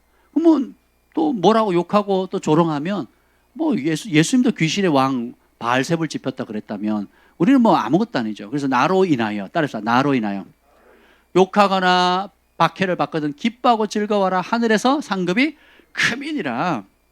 그래서 증거가 되게 한다는 거죠. 그래서 정교 목사님이 결국은 검찰에 불려가고 뭐 그래서 그 검사가 조사하려고 어떻게 했는지 아세요? 근데 아이러니가 뭔지 아세요? 우리 정경 목사님 부산 지방 경목이세요. 경목이 뭔지 아세요? 네? 부산 지방 경찰청 있잖아요. 그쪽에 경목이거든요. 각 목사님으로서 그 경찰청 예배인도 하고 뭐 이렇게 선교할 수 있도록 해주는 그 대빵이에요, 대빵. 그 경목이시란 말이에요. 그러니까 경력도 있음에도 불구하고 고소가 들어오니까 이제 찾아 들어가긴 하는데 실제로 또 이제 우리도 어쨌든 검사는 해야 되니까 어떻게 돼요? 이 목사님이 유튜브에 한 설교를 이제 다 들어야 되는 거예요. 우리 목사님의 특징이 뭡니까? 정기형 목사님 특징은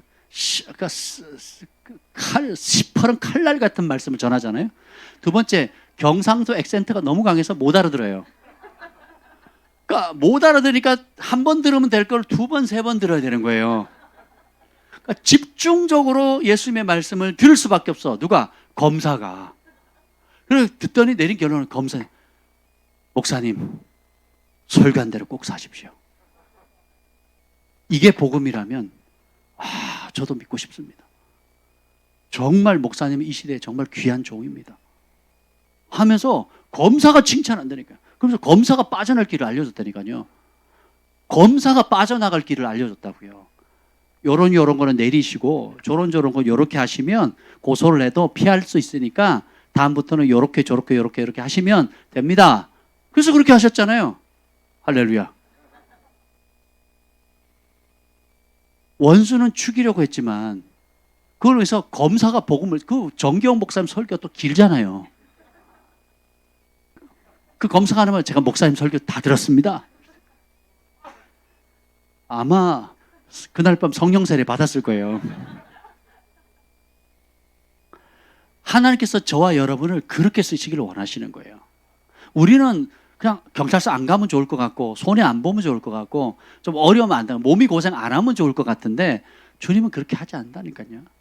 저는 핍박 안 당했으면 좋겠고 집에 안 쫓겨났으면 좋겠고 또 버림받지 않았으면 좋겠고 손해 안 봤으면 좋았을 뻔했는데 오히려 따라서 복음을 위하여 예수님 때문에 쫓겨나고 고난받고 어려움을 당하다 보니까 내 영이 강해져요. 하나님 앞에 처절하게 구하게 되고 간절히 구하니까 주님의 응답이 오게 되고 더 친밀하게 되고 영적 근력이 생기고 교회 안에서만 힘쓰는 그 온실에 있는 꽃처럼 화초처럼 자란 게 아니라 야생 가운데 그냥 전 세계 어디다 집어넣어도 믿음을 진가를 발휘할 수 있는 그런 강인한 믿음의 소유자로 연단시켜 오셨다는 거예요. 우리 모두에게 동일하게 적용된다는 겁니다.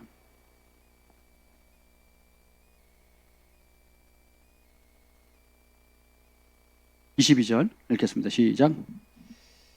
또 너희가 내 이름으로 말미암아 모든 사람에게 미움을 받을 것이나 끝까지 견디는 자는 구원을 얻으리라. 여러분 예수님의 이름 때문에 미움 받아본 적 있습니까? 그래야 진짜가 되는 겁니다. 그리고 한 번 받아서는 안 되고 죽는 날까지 그 예수님의 이름 때문에 미움 받는 것을 즐거워하셔야 돼요. 영광으로 하셔야 됩니다. 전쟁 영웅들이 그 전사자들이나 그들이 추앙받는 이유가 뭡니까? 나라와 국민을 살리기 위해서 그들의 목숨을 희생했잖아요.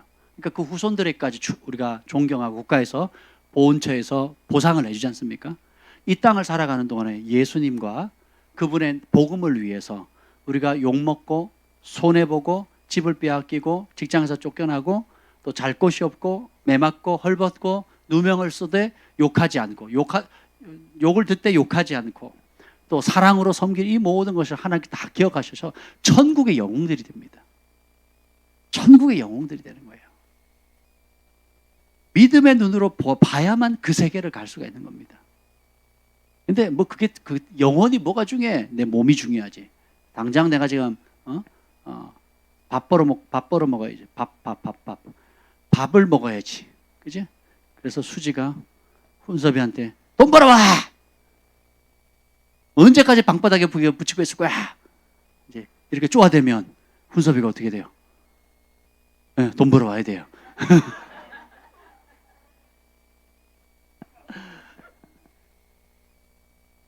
근데 애가 둘이고 셋이고 막 생기면 어떻게 해요? 유치원비대 가져와. 또 뭐 가져와야 돼요? 예? 기저귀값, 분여기값, 또 뭐 유모차가 필요해. 뭐 그러니까 우리는 자동차도 필요해.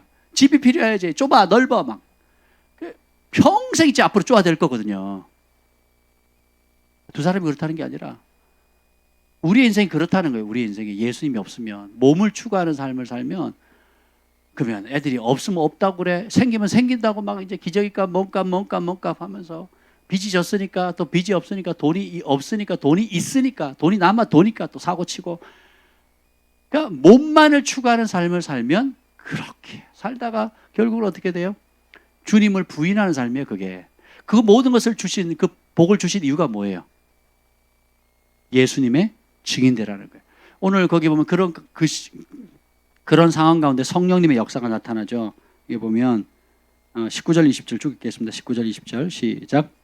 너희를 넘겨줄 때 어떻게 또는 무엇을 말할까 염려하지 말라. 그때 너희에게 할 말을 주시리니 말하는 이는 너희가 아니라 너희 속에서 말씀하시느니 곧 너희 아버지의 성령이시니라. 아멘. 자 보면 그때 왕들 총독 앞에서 뭔 말할지 우리가 알게 뭐래요. 그럼 우리 생각하죠. 좀 빠져나갈 수 있는 말씀 좀 주세요. 나 무죄예요. 나 아무 잘못 안 했다니까. 저 착해요. 착하게 살았어요. 나 억울해요. 이걸 빠져나갈 군형을 알려줄 수 있는 말씀이 아니에요. 만왕의 왕, 만주의 주, 우리의 죄를 용서하신 그분의 십자가의 사랑, 부활하심, 다시 오심, 그분의 백보자 심판과 영원한 상급과 영원한 멸망에 대한 것을 증거할 수 있는 기회인 거예요. 아멘. 그렇게 하는 겁니다. 제가 전에 저희 집사람하고 만삭에서 미국에 갈 때 비행기를 탔는데 만삭이라 앞에 빈자리에 앉았다 그랬잖아요. 그러니까 몰랐는데 나중에 보니까 어떤 큰 사업을 하시는 분이 사업가가 옆에 앉았어요. 그래서 저희가 몇 시간을 예언했잖아요. 붙잡아 놓고 김 목사님이 예언하고 끝나면 이제 좀 목 축이면 제가 또 막 말씀을 전하 부르심이 어떻고 뭐가 문제고 그 가족 관계는 어떻고 그 속사람의 문제가 뭔데 하나님께서 뭘 원하시고 앞으로 어떻게 가야 되기를 원하시고 그걸 순종하게 되면 하나님께서 어떤 그림으로 어떻게 할 건지를 그 태평양 상공을 날아가면서 도착할 때까지 했다니까요. 할렐루야. 그 사람에게는 그분이 연락한다 그러고 연락 안 했어요. 안타까웠죠. 그때 연락하셨으면 참 좋았을 텐데. 근데 어쨌든 간에 얘기한다고 듣겠습니까? 사업하는 사람은 굉장히 냉정해요. 됐습니다. 조용하세요. 그리고 전 자겠습니다. 이러면 끝나는 건데 그걸 다 들어요. 왜요?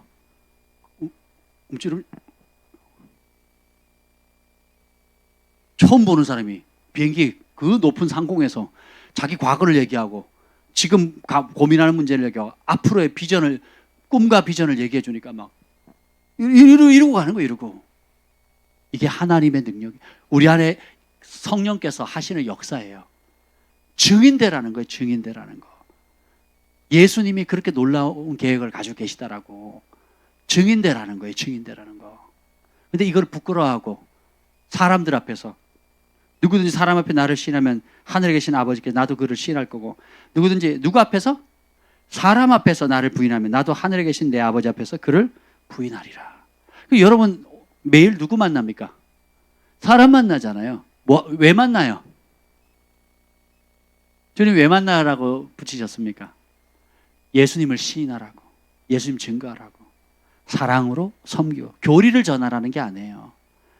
여러분이 받은 그 놀라운 주님의 사랑을 몸으로, 그리고 아름다운 말로, 격려하는 말로, 세워주는 말로, 부르심을 깨워서, 그리고 물어요. 여러분이 또 24시간 계속 방언으로 기도하면서 내 안에 성령님 무슨 말 할까요? 어떤 말 할까요? 언제 하면 좋을까요? 뭘 섬기면 좋을까요? 네. 네. 제가 오늘 관동 형제에게 특별한 선물했습니다. 네. 선물했어요. 박스. 선물 박스를 했거든요. 근데 제가 전에 선물하려고 사둔 선물이에요. 네. 누구한테 할지는 모르고 사둔 선물이었습니다. 근데 오늘 갑자기 이제 김 목사님이 오늘 관동 형제 생일이래요. 근데 우리가 기도하고 하면 11시간 넘는데 아무도 없는데 생일잔치 하면, 그것도 하루 생일 다 지나고 생일이면 그것도 이상하잖아요. 그래서 주님, 바로 이제 말씀 준비하다가 접었어요. 하나님, 선물 좀 주세요. 그거. 바로 제가 뭘 했냐면, 해외 여행할 때 쓸 수 있는 그 여권용 지갑이에요. 여권용 지갑. 아주 명품입니다. 아주 명품. 우리 김 목사님이 자주 가르치잖아요. 영적 상태가 떨어지면 명품 찾는다고 할 때 그 명품. 아주 좋은 명품입니다. 제가 너무 갖고 싶어 했던 것 중에 하나인데, 그거예요. 그래서 여권을 끼는 장면, 그리고 그 여권을 가지고 곳곳에 다니면서 복음을 전하는 장면을 제가 봤기 때문에 예언적으로 그걸 축복하고 싶었어요. 아멘. 네. 그래서 우리가 보세요. 작은 일에 우리 관동 형제가 정관동 헤어 스케치를 통해서, 저는 이제 서울에 양재동에 있을 때부터 알았거든요. 다른 사람 밑에 일하셨거든요. 다른 믿는 분하고 옆에서 그냥 일을 하셨단 말이에요. 수원에 내려가면서 새로 메인 도로에서 꺾여서 들어와서 또 다시 들어와서 또 들어가야 되는 이제 그런 곳이에요. 그런 곳. 그러니까 그런 곳인데, 그리고 일반 주택가들이고 이제 그런 상황인데, 거기에 이제 조금 크지도 않은 샵인데 저희가 갈 때마다 장사 안 되는 날을 본 적이 없습니다.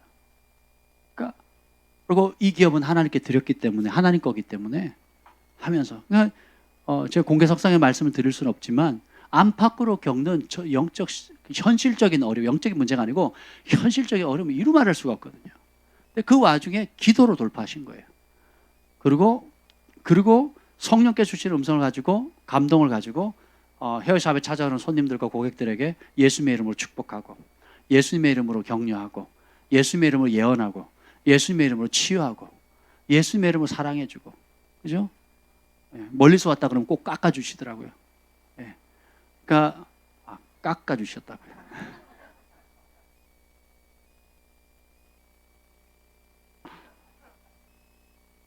여러분이 있는 그 자리가, 그래서 저는 때가 되면 주님께서 가정의 회복을 주실 것이고, 또 그리고 정말 국내뿐만 아니라 국내의 곳곳뿐만 아니라 세계 열방 가운데서도 다니면서 예수님의 사랑을 성령의 능력으로, 우리 고백 한번 보실래요? 여기 뭐라고 써 있는지. 성령의 능력 시작. 제가 교회를 개척할 때 하나님 주신 말씀이거든요. 성령의 능력으로 예수님의 사랑을 열방에 전하는 교회가 되라는 거예요. 우리의 힘과 능력이 아니고, 우리의 지혜나 우리의 돈이 아니라 성령의 능력으로.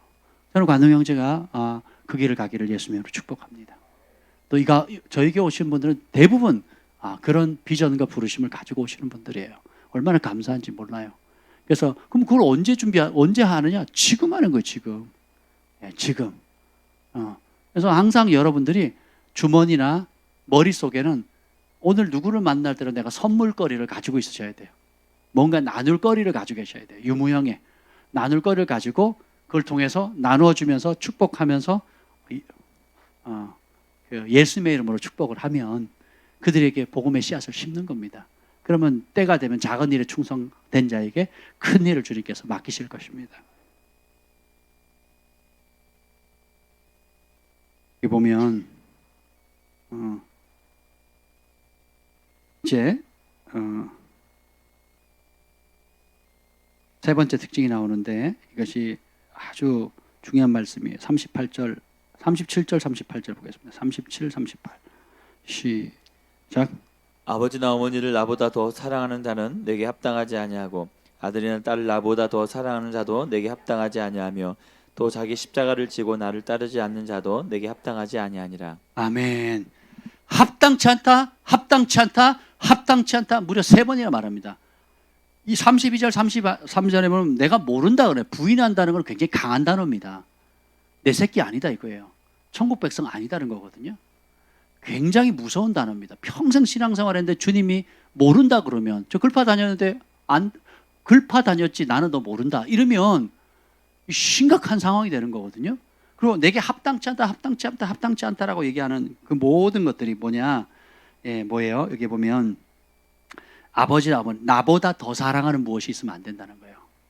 우리의 마음은 하나님께서 왜 창조하셨다고요? 하나님이 거하시려고. 근데 그 마음의 자리에 돈이나 성공이나 가족이나 자식이나 남편이나 기타 여러 가지 것들이 노후나 이런 것들이 자리를 차지해버리면 합당치 않은 겁니다. 무엇이든지 예수님이 마땅히 있어야 될 그 자리에 다른 것이 자리가 잡는다면 그것이 우상이에요. 그래서 여기 보면 35절에 34절부터 36절까지에 보면 아버지와 아들이 아버지와 딸이 어머니와 며느리가 시어머니가 서로 싸우잖아요. 그 이유가 뭐예요? 예수님 때문이에요. 인생의 기준이 다르거든요. 그러니까 삶의 기준과 목표가 아예 달라요. 나는 이미 예수님 거다. 그러니까 예수님의 영광을 나타내기 위해 존재한다. 그리고 예수님보다 더 사랑하는 거 없다. 이거예요. 여러분들 그러십니까? 그러한 자만이 합당하다는 거예요. 그러해야만 예수님을 사람들 앞에서 누구를 만나든지 시인한다는 겁니다. 제가 무슨 김치죠? 산들바람 김치. 그 권사님 제일 도전받는 게 그겁니다. 전화가 오시면 목사님 예수님의 이름으로 축복합니다. 맨날 이래요. 되게 은혜가 됩니다. 그러니까 무슨 전화를 해도 예수님의 이름으로 축복합니다. 누가 전화를 해도요 예수님의 이름으로 축복합니다. 그러니까 예수님의 이름으로 말하는 걸 두려워하지 않으시는 거예요. 굉장히 제가 은혜를 받았어요. 그러니까 항상 대화에 전화를 유선상으로 했을 때는 예수님의 이름으로 축복한다는 말을 무조건 얘기를 하는 거예요. 불신자들에게도. 이분이 전도를 많이 하셨거든요. 지금도 전도를 많이 하고 계시고 있고. 그러니까 소희 아버님. 그러니까 그런 담대함이 우리에겐 필요하다는 겁니다. 왜냐하면 예수님보다 더 사랑하는 게 없기 때문에 예수님보다 더 두려워할 것도 없는 거예요. 그래서 사람들의 시선이나 사람들의 눈치나 뭐 내 체면이나 내 성에 나는 내성적이라 말을 못해요. 여러분 사랑에 빠져보세요. 그런 게 뭐가 필요합니까? 제가 사춘기에 딱 들었으니까 우리 동네 산을 하나 넘어가면 그 산 너머에 이제 어떤 우리 같은 옆반이었는지 같은 반이었구나. 같은 반이지 옆반이지 이쁜 여학생이 있었어요. 그때가 4학년 국민학교 4학년 5학년 때였나? 그랬던 것 같아요. 우리 동네는 내가 마음에 들어하는 애들이 없었어요. 근데 산 넘어가면 그 산줄기 그 골짜기에 이제 집에 있으면 가끔 걔가 있거든요. 저는 그 말을 못하는 애라 어떻게 하겠어요? 산 꼭대기로 올라가요. 올라가가지고 거기가 보이는 곳으로 갑니다. 그리고 혹시 나오나 이렇게 한번 쳐다봤던 그런 기억이 나요. 여러분 어린아이가 그 사춘기가 돼가지고 남자는 여자는 남자에게 관심이 있어도 이렇게 뭐라 그럴까 자기의 성격이나 어떤 거를 극복하잖아요. 극복하면서 안 하던 행동을 하게 되고 또 용기를 내고 도전을 하잖아요. 근데 하물며 우리가 영원하신 이 하나님의 예수님의 가치를 알게 되는 순간 나만 누릴 수 없잖아요. 그러니까 어떻게 돼요? 전하는 겁니다. 넌 전도자로 부름받았어. 주원아 열심히 전도해야 돼. 한 번 데려와서 멈추는 게 아니라 계속 네가 거듭나는 것처럼 그 아이가 거듭날 때까지 중보해 줘야 되는 거예요. 거듭날 때까지. 그렇게 하는 겁니다. 여러분도 마찬가지. 교회 데려왔으니까 목사님이 알아서 하세요. 그러면 안 돼요. 그럼 정 목사님이 힘들어하세요. 그러니까 여러분이 그 거듭날 때까지 계속 기도해 주시고 함께 해 주시고 진짜 회개하게 만들고 진짜 거듭나서 하나님의 영적으로 태어나도록 만들도록 거기까지 도와주셔야 돼요. 예, 그렇게 되면 그 다음부터는 아주 수월해집니다. 예, 마당만 밟게서는 안 되고요. 아멘. 그래서 이 세 번째 기준은 뭐냐면 자기 십자가를 지게 하는 겁니다. 이게 뭐냐면 자기 십자가는 전에도 말씀드렸지만 내 죄로 인해 가지고 집안에 터진 온갖 문제나 또 내가 감당하기 어려운 집안의 어려움이나 관계의 어려움이 아니라 그랬어요. 예, 십자가는 자아입니다. 자아. 내 육이 죽는 거예요. 육이. 그러니까 마음에 예수님보다 더 사랑하는 것이 있거든요. 그걸 죽이는 거예요. 마음에 예수님보다 더 사랑하는 것이 있다는 것을 인식하는 게 은혜입니다. 저희가 상담하면 참 재밌는 게 대부분 공통적으로 뭐 열이면 아홉이 저 주님 사랑해요 이렇게 얘기를 합니다. 주님 사랑한다고. 근데 제가 보고 눈에 보이는 것만 우상이 막 수십 가지가 되는데 좀 과장해서 그냥 디글디글 하거든요. 디글디글한데 자기는 주님을 너무 사랑한대요. 근데 정작 그러면 평소에는 안 나타나는데 어느 때 나타나냐? 결단해야 될 때, 결정해야 될 때 하나님 나라의 중요한 시점에 탁탁탁 틀어버립니다. 육이 강하면 아무리 우리 안동명 형제님이 저를 찾아오셔서 전 이 가정이 너무 저에게 축복인 것 같아요. 찾아오셔서 목사님 무슨 말씀이라든지 지도하시는 대로 따르겠습니다. 그러셨어요. 그리고 목이라 내놓겠고 뭐 김포로 이사하면 저희도 이사합니다. 막 초신자가 와가지고 그래서 저희가 이사 안 했잖아요. 저분들 따라올까 봐. 그랬단 말이죠. 근데 그 은혜 가운데서 성장할 때는 영적인 이야기들이 들어가지만 때때로 이제 과정 가운데 있고 또 이제 신앙의 그 어떤 성숙함들을 배워가는 시점이라 제가 정말 중요하다고 하는 거, 정말 소중하다고 하는 것들, 이거는 이렇게 하셔야 됩니다라고 하는 것만 탁탁탁. 그리고 저 앞에는 화를 못 내시고 집에 가서 사랑하는 아내님께 폭탄을 터뜨리신 거죠. 감사합니다. 저한테 쏘지 마시고 저분한테. 일단 맷집이 좋잖아요. 맷집이. 저 뼈밖에 안 남았어요. 지금 뼈밖에 안 남아가지고. 그리고 저 가끔 좀 옛사람이 제가 부활하면 제가 검도하던 기질이 있어가지고 어떻게 할지 몰라요. 저도. 그러니까 저한테 쏟으시면 안 돼요. 하나님 나라는 육으로는 절대로 못 쫓아갑니다. 성내는 자는 하나님의 뜻을 이룰 수 없다 그랬거든요. 그래서 저희가 해야 될 일이 뭡니까? 저희 사역자들이 해야 될 일이 뭐예요? 그 실상을 드러내주는 겁니다. 그래서 요런 그렇게 주님을 주님이라고 모셨지만 아직도 주님께서 다루시기를 원하는 것이 요런 자식 문제입니다. 돈 문제입니다. 교만 문제입니다. 권위 아래 복종하는 문제입니다. 하고 이런 부분을 알려드리잖아요. 저는 한국에서 우리 교회만큼 이런 것을 섬세하게 개별적으로 알려주는 교회가 없다고 봐요. 제가 평생 여러 교회를 섬겼고 뭐 신앙생활을 했지만 어느 사역자들이나 목회자들이 성도들에게 개별적으로 그런 부분을 섬세하게 부르심을 깨워주고 또 그리고 그 부르심의 걸림돌이 뭔지 그것만 제가 한번 돌파했을 때 어떤 일이 날지 그리고 여전히 발목 잡고 있는 족쇄가 뭔지에 대해서 정확하게 날까 핀셋 교정하잖아요. 핀셋 교정. 이런 교회가 저는 극히 드물다고 봐요. 여러분 그런 부분에서는 굉장히 자긍심을 가지셔도 좋습니다. 영분별 하시는 분들도 있고 또 하나님께 주시는 여러 가지 성령의 은사와 기름 부음과 예언적인 기름 부음들 때문에 그럼 여러분 그 혜택을 누려야 되지 않겠습니까? 참 제가 이번에 코로나 사태를 겪으면서 저도 좀 독하지만 여러분 더 독하신 것 같아요. 너무 감사하고 제가 금식하면서 참 여러분 많이 떠오르더라고요. 그래서 난 정말 복 받았다. 옛날에 하영조 목사님 복 많이 받으셨다 이런 생각을 했거든요. 좋은 훌륭한 분들이 옆에 많이 계시잖아요.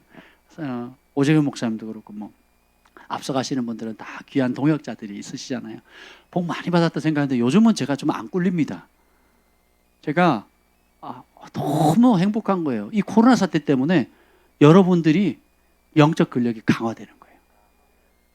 그리고 진짜의 모습으로 강화되는 겁니다. 그 껍데기들, 거품, 화려한 포장지들이 벗겨지고 실제로 이제 주님의 그리스도의 좋은 군사로 이렇게 무장되기 시작되는 거예요. 그게 보이는데요. 이야, 천군만마를 얻은 것 같아요. 얼마나 제가 행복하겠습니까? 그렇지 않습니까? 제가 아는 목사님이 갑자기 저희 보고 보신탕 먹자고 이렇게 잡아줄 테니까 와서 온 가족 와서 먹자고 그러셨어요. 그래서 그랬더니 우리 가족들이 데니를 키우고 있어서 못 갑니다. 그랬어요. 그랬더니 그리고 뭐 여차제사 수련회 이후에 이제 패밀리 캠프 이후에 이제 뵙겠습니다. 그랬더니 수련회 언제 하십니까? 제가 물었어요. 그랬더니 저에게 안 합니다. 그러시더라고요. 제가 슬펐어요. 왜냐?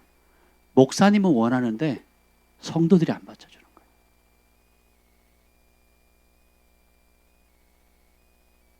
그 얘기를 딱 들어서 제가 더 이상 말을 못 하겠더라고요. 주제를 얼른 바꿨죠. 얼른 바꾸면서 나 복 받았다. 패밀리 캠프 한다고 그러더니 뭐 당연히 하는 걸로 티셔츠도 2벌 3벌 막 사셨잖아요. 할렐루야, just like Jesus 이렇게 2벌 3벌 사셨잖아요. 그리고 막 또 뭐 더 가고 못 가서 막 어떻게든 한 사람 더 데려가려고 이렇게 하시잖아요.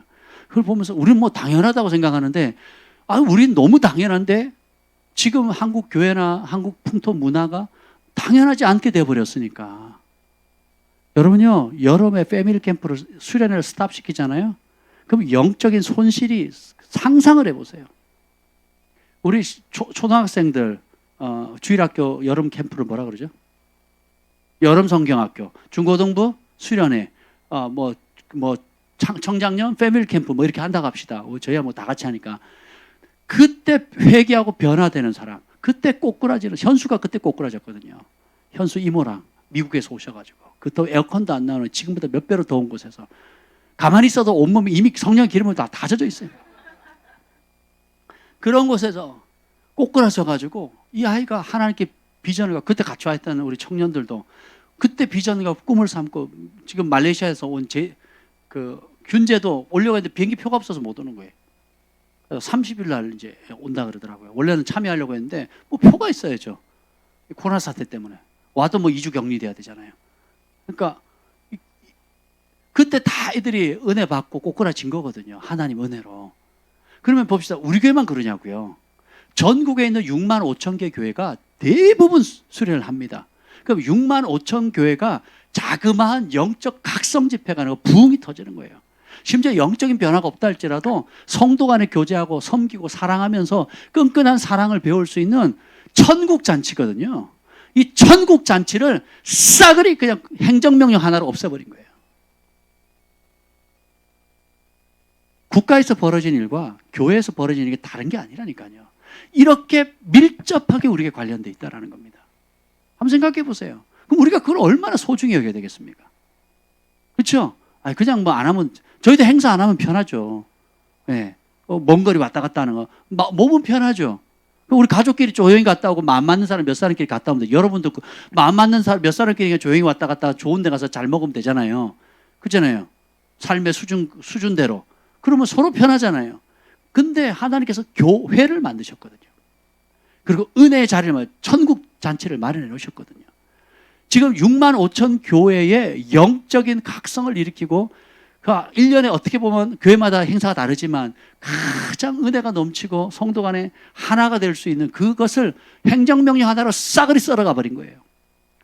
교회가 그걸 인식한다면 그냥 그렇게 못하겠죠. 음식점마다 지금 맛있는 음식점은 바글바글 합니다. 바글바글. 마스크 써요, 여러분? 마스크 쓰고 밥 먹습니까? 바글바글 해도 손 하나 못 대면서. 그거는 당연한 걸로 생각해요. 그렇지 않습니까? 그 주중에 일반 교회들이 며칠이나 모입니까? 며칠이나. 코스코 문 닫게 해야죠. 이마트 문 닫게 해야죠. 그런 거는 손도 못 대면서. 네. 이게 뭐예요? 영적인 공격이에요, 공격. 이 정부가 대놓고 공격하는 이 공격이거든요. 그러니까 우리는 어떻게 돼요? 불복종하는 겁니다, 불복종. 불복종해야 돼요. 핍박과 앞으로 7년 대화하려는 불복종 운동이거든요, 불복종. 세상의 통치자들의 법보다 하나님 법이 더 뛰어나다. 그래서 우리는 하나님의 법에 복종한다. 그 세상법이 평소에는 하나님 법 안에 있으면 우리가 교회처럼 잘 순종하는 보수적이고 잘 따르는 데가 어디 있습니까? 근데 이 세상의 악한 통치자가 생겨서 하나님 법을 대적하잖아요. 그러면 그 어떤 종교나 인종이나 그런 걸 떠나서 가장 대적하면서 그런 악한 정부에 대해서 불복종하는 단체는 기독교입니다. 그래서 환란을 통과하면 오늘 보면 읽어봅시다. 이게 말라기임 22절 읽어봅시다. 22절 시작. 모든 사람에게 미움을 받을 것이나 끝까지 견디는 자는 구원을 얻으리라. 누구 이름 때문에? 예수님의 이름 때문에 몇 사람?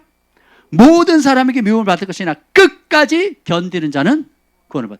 미움 받는 거 보세요. 10대 애들 미움 따돌림 당하나 보세요. 얼마나 요즘 애들이 잔인합니까? 근데 예수님의 이름 때문에 우리가 전 세계에 미움 받을 거거든요. 미움 받을 건데 어떻게 된대요? 언제까지? 그 끝은 어디예요? 죽을 때까지예요. 죽을 때까지. 그래서 마지막은 사랑으로 죽음을 이기는 순교의 세대들이 일어나는 것입니다. 우리가 지금 결정하는 것, 그러니까 정부에 대한 불복종 운동을 불을 지펴야 돼요. 불복종 운동을 해야 됩니다. 정부 체제를 뒤집었자는 얘기가 아니라는 걸 여러분 아시겠죠? 그 법안들, 하나님을 대적하는 법안들, 그리고 하나님의 말씀을 예배를 금하고 또 그리고 교회를 공산주의 치세처럼 어떤 제주도란다. 그 전라도 분이 아줌마가 구청에 전화해가지고 여기가 북한 공산당입니까?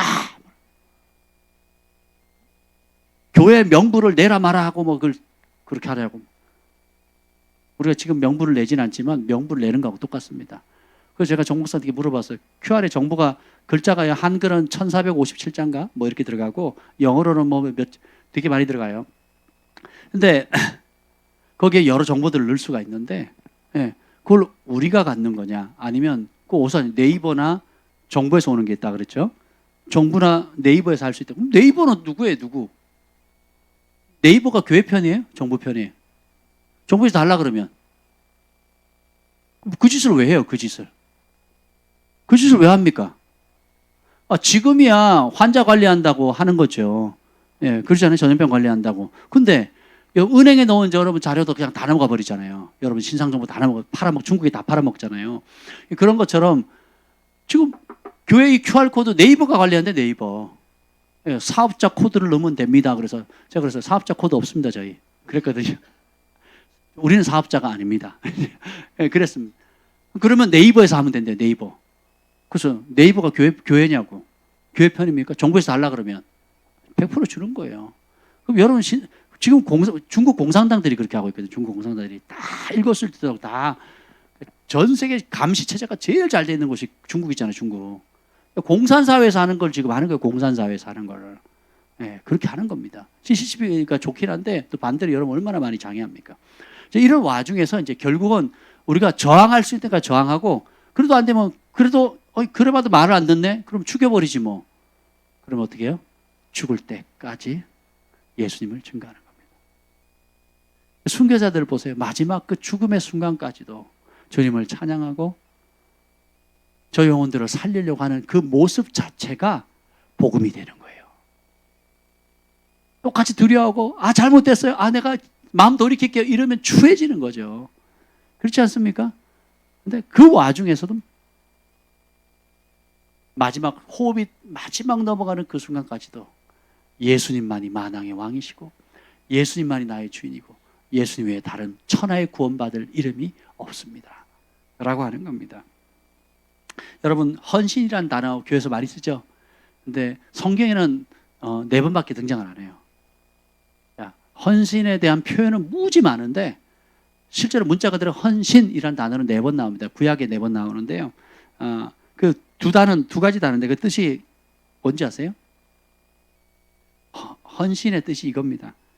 따라합시다. 하나님을 우리 마음에 채우는 것.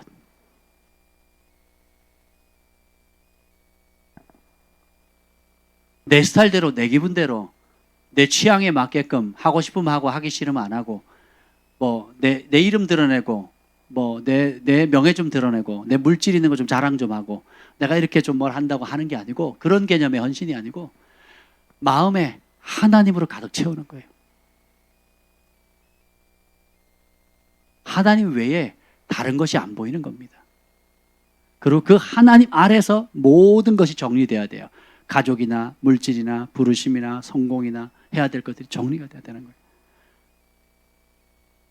제가 최근에 이제 어떤 분들을 만났는데 어려울 때 태도와 또 조금 성공했을 때 태도가 달라졌다 그랬잖아요. 사람이 이렇게 순식간에 거만해질 수 있구나. 순식간에 이렇게 교만할 수 있구나. 그래서 제가 단어가 안 떠올랐는데 나중에 보니까 그 단어가 떠오르더라고요. 거드름을 필요, 거드름을. 제가 얼굴을 어디다 둬야 될지 몰라가지고 땅만 쳐다보고 있었어요. 땅만 쳐다보고 있었습니다. 너무 제가 민망해서. 그리고 그 이후로 계속 기도하고 있어요. 하나님 불쌍히 여겨달라고.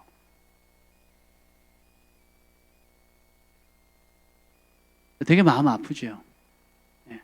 왜요?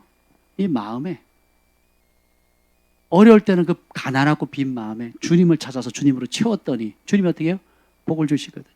그러면 주님이 그 복을 받은 다음에 어떻게 해요? 주님을 밀쳐내고 다시 그 복을 내 마음에 채우는 거예요. 사사기처럼 계속 이 악순환이 계속되는 겁니다. 누구도 예외가 될 수 없어요. 누구도 예외가 될 수 없습니다. 그래서 우리는 끝까지 여러분 옷을 입은 것처럼 겸손의 겉옷을 입어야 돼요. 죽는 날까지. 이 진짜인 사람들의 특징이 마지막 특징은 영원한 상을 바라본다는 겁니다.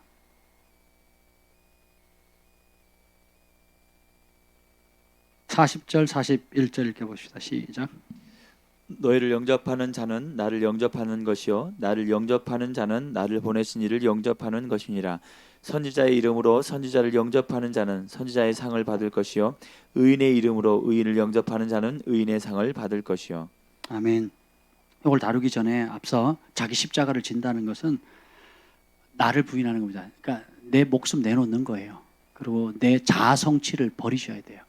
근데 이게 뿌리가 깊어요. 여러분 이 나무가 1년 된 나무는 쉽게 뽑을 수 있지만 30년, 50년 된 나무는 뽑기가 그만큼 어렵죠. 시간도 걸리고 우리 안에 내면에 이 못된 자아라는 게 그렇게 뽑은 게 만만한 게 아닙니다. 그래서 시간이 많이 걸리는데 특별히 하나님 자체가 예수님 자체가 신앙의 목적이 돼야 돼요. 그러지 않으면 다 가짜입니다. 그냥 나 주일 성수하는데요. 뭐 신앙생활 잘 그냥 하고 있는데요. 여러분 굉장히 위험해요. 그렇게 해서 신앙이 될 게 아니라니까요. 하나님 예수님 자체가 나를 위해서 십자가에서 전부를 주신 그 예수님이 전부가 된 그 예수님 자체가 나의 인생의 목적이 되는 사람이 진짜예요. 근데 그게 아니고 그 외에 문제 해결이 신앙생활의 목적인 사람들이 대부분입니다. 삶 망하면 일어나려고, 자식 관계, 자녀 부부 관계 안 좋으면 그거 해결하려고, 또 건강이 안 좋으면 그 문제 해결하려고. 하나님 다 그것도 주세요. 근데 그걸 통해서 누구에게로 오라고? 예수님께로 오라고. 그래서 문제 해결에 초점을 맞는 신앙생활. 그러니까 심각합니다, 그거. 그거 뿌리 뽑는 게 여러분 쉽지가 않아요. 근데 싸워서 이기셔야 돼요. 안 그러면 중학교 때는 고등학교, 고등학교 때는 대학교, 대학교만 붙으면, 또 대학 다음에는 취직만 하면, 취직한다면 어떻게 해요? 장가 시집만 가면, 그 다음에 아이들만 생기면, 또 집 한 채만 얻으면 계속 어떻게 해요? 내가 생각하는 욕심, 내가 원하는 문제, 그 문제를 해결할 수 있는 해결자로만, 이번 사업만 되면, 이번에만 당첨되면, 이번에 뭐가 터지기만 하면, 이런 식으로 계속 주님을 추구해 나가는 거예요. 네. 그러면 망하는 겁니다. 그게 가짜라는 증거예요. 진짜는 무화과 나무 잎이 마르고 포도 열매 없고 없다 할지라도 여호와 나의 구원의 하나님 여호와 한 분만으로 만족한다는 거예요. 레위인에게 분깃이 없었잖아요. 내가 너의 지극히 큰 상급이고 분깃이라 그랬잖아요. 우리 모든 왕 같은 제사장들은 예수님 외에는 없어야 돼요. 예수님 외에 없어야 됩니다.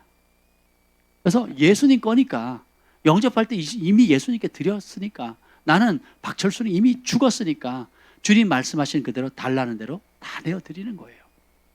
아멘. 그래서 이런 사람들은 영원한 상을 바라보는데, 선지자의 상, 의인의 상, 그리고 냉수한 것이라 줄지라도, 이 말은 뭐냐면 주님께서 우리가 수간대로 상을 주시는데 이 땅에서 상급 바라보지 않고 하나님이 주시는 상급을 바라본다는 것입니다. 근데 그거 아세요? 세상에서 추구하는 상은 다 썩어질 상들이고 잠깐 있을 것인데, 진짜 주님을 사랑하는 사람, 진짜 하나님의 아들, 딸들은 예수님을 내 인생의 최고의 상급으로 삼습니다. 이 땅을 살아가는 동안에도 예수님과 동행할 수 있는 특권을 주신 것 자체가 최고의 상급이에요. 그분이 내 안에 들어와 사신다는 것 자체가 최고의 상급. 뭘 더 바라겠습니까? 그리고 이후에 죽었을 때도 주님께서 생명의 멸류관, 의의 멸류관, 주님께서 여러분의 믿음의 수고 따라서 다 복을 주실 거지만 그것과 비교되지 않는 것이 있지 않습니까? 예수님 그분 자체가 이 땅에서도 그렇고 내세에서도 우리 믿는 모든 하나님의 자녀들에게 최고의 상급이라는 거예요. 아멘. 그 가치를 좀 우리가 누렸으면 좋겠습니다. 그러면 우리가 이런 어려움들이나 사회가 말세가 되면 첫째 기근과 난리와 난리의 소문이 있을 거고, 기근과 지진이 있을 것이고, 지금 북극이 녹아내렸다 그러죠? 지금 난리가 났잖아요. 예, 지금 그래서 이대로 가다가는 일본이 뭐 어디가 잠기고, 뭐 지금 저기 어디야 중국도 보면 세계 최대의 댐이 지금 터진이 많이 지금 그러고 있잖아요. 그러니까 세계가 지금 몸살을 앓고 있거든요. 그러니까 난리와 난리 소문이 있을 것이고, 또 반대쪽에는 기근과 지진 때문에 또 고통당하고 있고, 활화산 터지고, 그렇죠? 뭐 지층 변화, 또 메뚜기 때의 습격들, 뭐 이런 세대가 없었잖아요. 뭐 여러분 그것만 바라본다면 얼마나 괴롭겠습니까? 근데 우리는 폭풍이를 걸었던 베드로처럼 폭풍이 아무리 쳐도 시선을 예수님께만 딱 고정하는 거예요. 그러면 그 예수님이 우리를 인도하십니다. 가장 아름다운 곳으로. 그래서 우리는 마지막 때가 될수록 강하여 용맹을 바라는 거예요. 어둠이 짙을수록 여러분 안에 있는 빛은 더 찬란하게 빛날 것입니다. 아멘. 세상이 다 이렇게 난리를 칠수록 여러분 안에 있는 평강의 왕께서 주시는 하늘의 평강이 그들을 매료시킬 거예요. 아멘. 그래서 참 감사한 것은 함께 여러분과 그 길을 갈 수 있다는 게 너무 기쁩니다. 그리고 이 고난의 이 자리를 같이 통과해 가고 또 믿음의 선한 싸움을 함께 할 수 있다는 거, 여러분이 너무 자랑스럽습니다. 옆에 분에게 계세요. 당신이 자랑스럽습니다. 아멘. 아멘. 기도하겠습니다. 주님 감사합니다. 오늘 나는 과연 진짜인가 가짜인가? 주님, 우리의 마음을 살펴보았습니다. 몸을 위해 사는 세상의 사람들처럼 살지 않고 우리의 영혼을 위해서 주님 한 분 예수님을 내 삶의 최고의 축복으로, 내 삶의 전부로 모시는 이 귀한 주의 백성들 위해 주의 친밀함의 영을 부어주옵소서. 이 나라의 민족을 불쌍히 여겨주시고 이 나라의 민족이 짓는 죄를 용서하여 주시고 위자정자들이 속히 돌이켜 악법들을 철회하게 하시고, 무엇보다도 한국교회가 깨어 일어나 하나님 이 주님의 말씀의 진리를 붙잡고 이 마지막 때 양의 나라의 사명, 땅끝까지 복음 전하는 이 사명을 감당하게 하여 주옵소서. 예수님의 이름으로 기도합니다.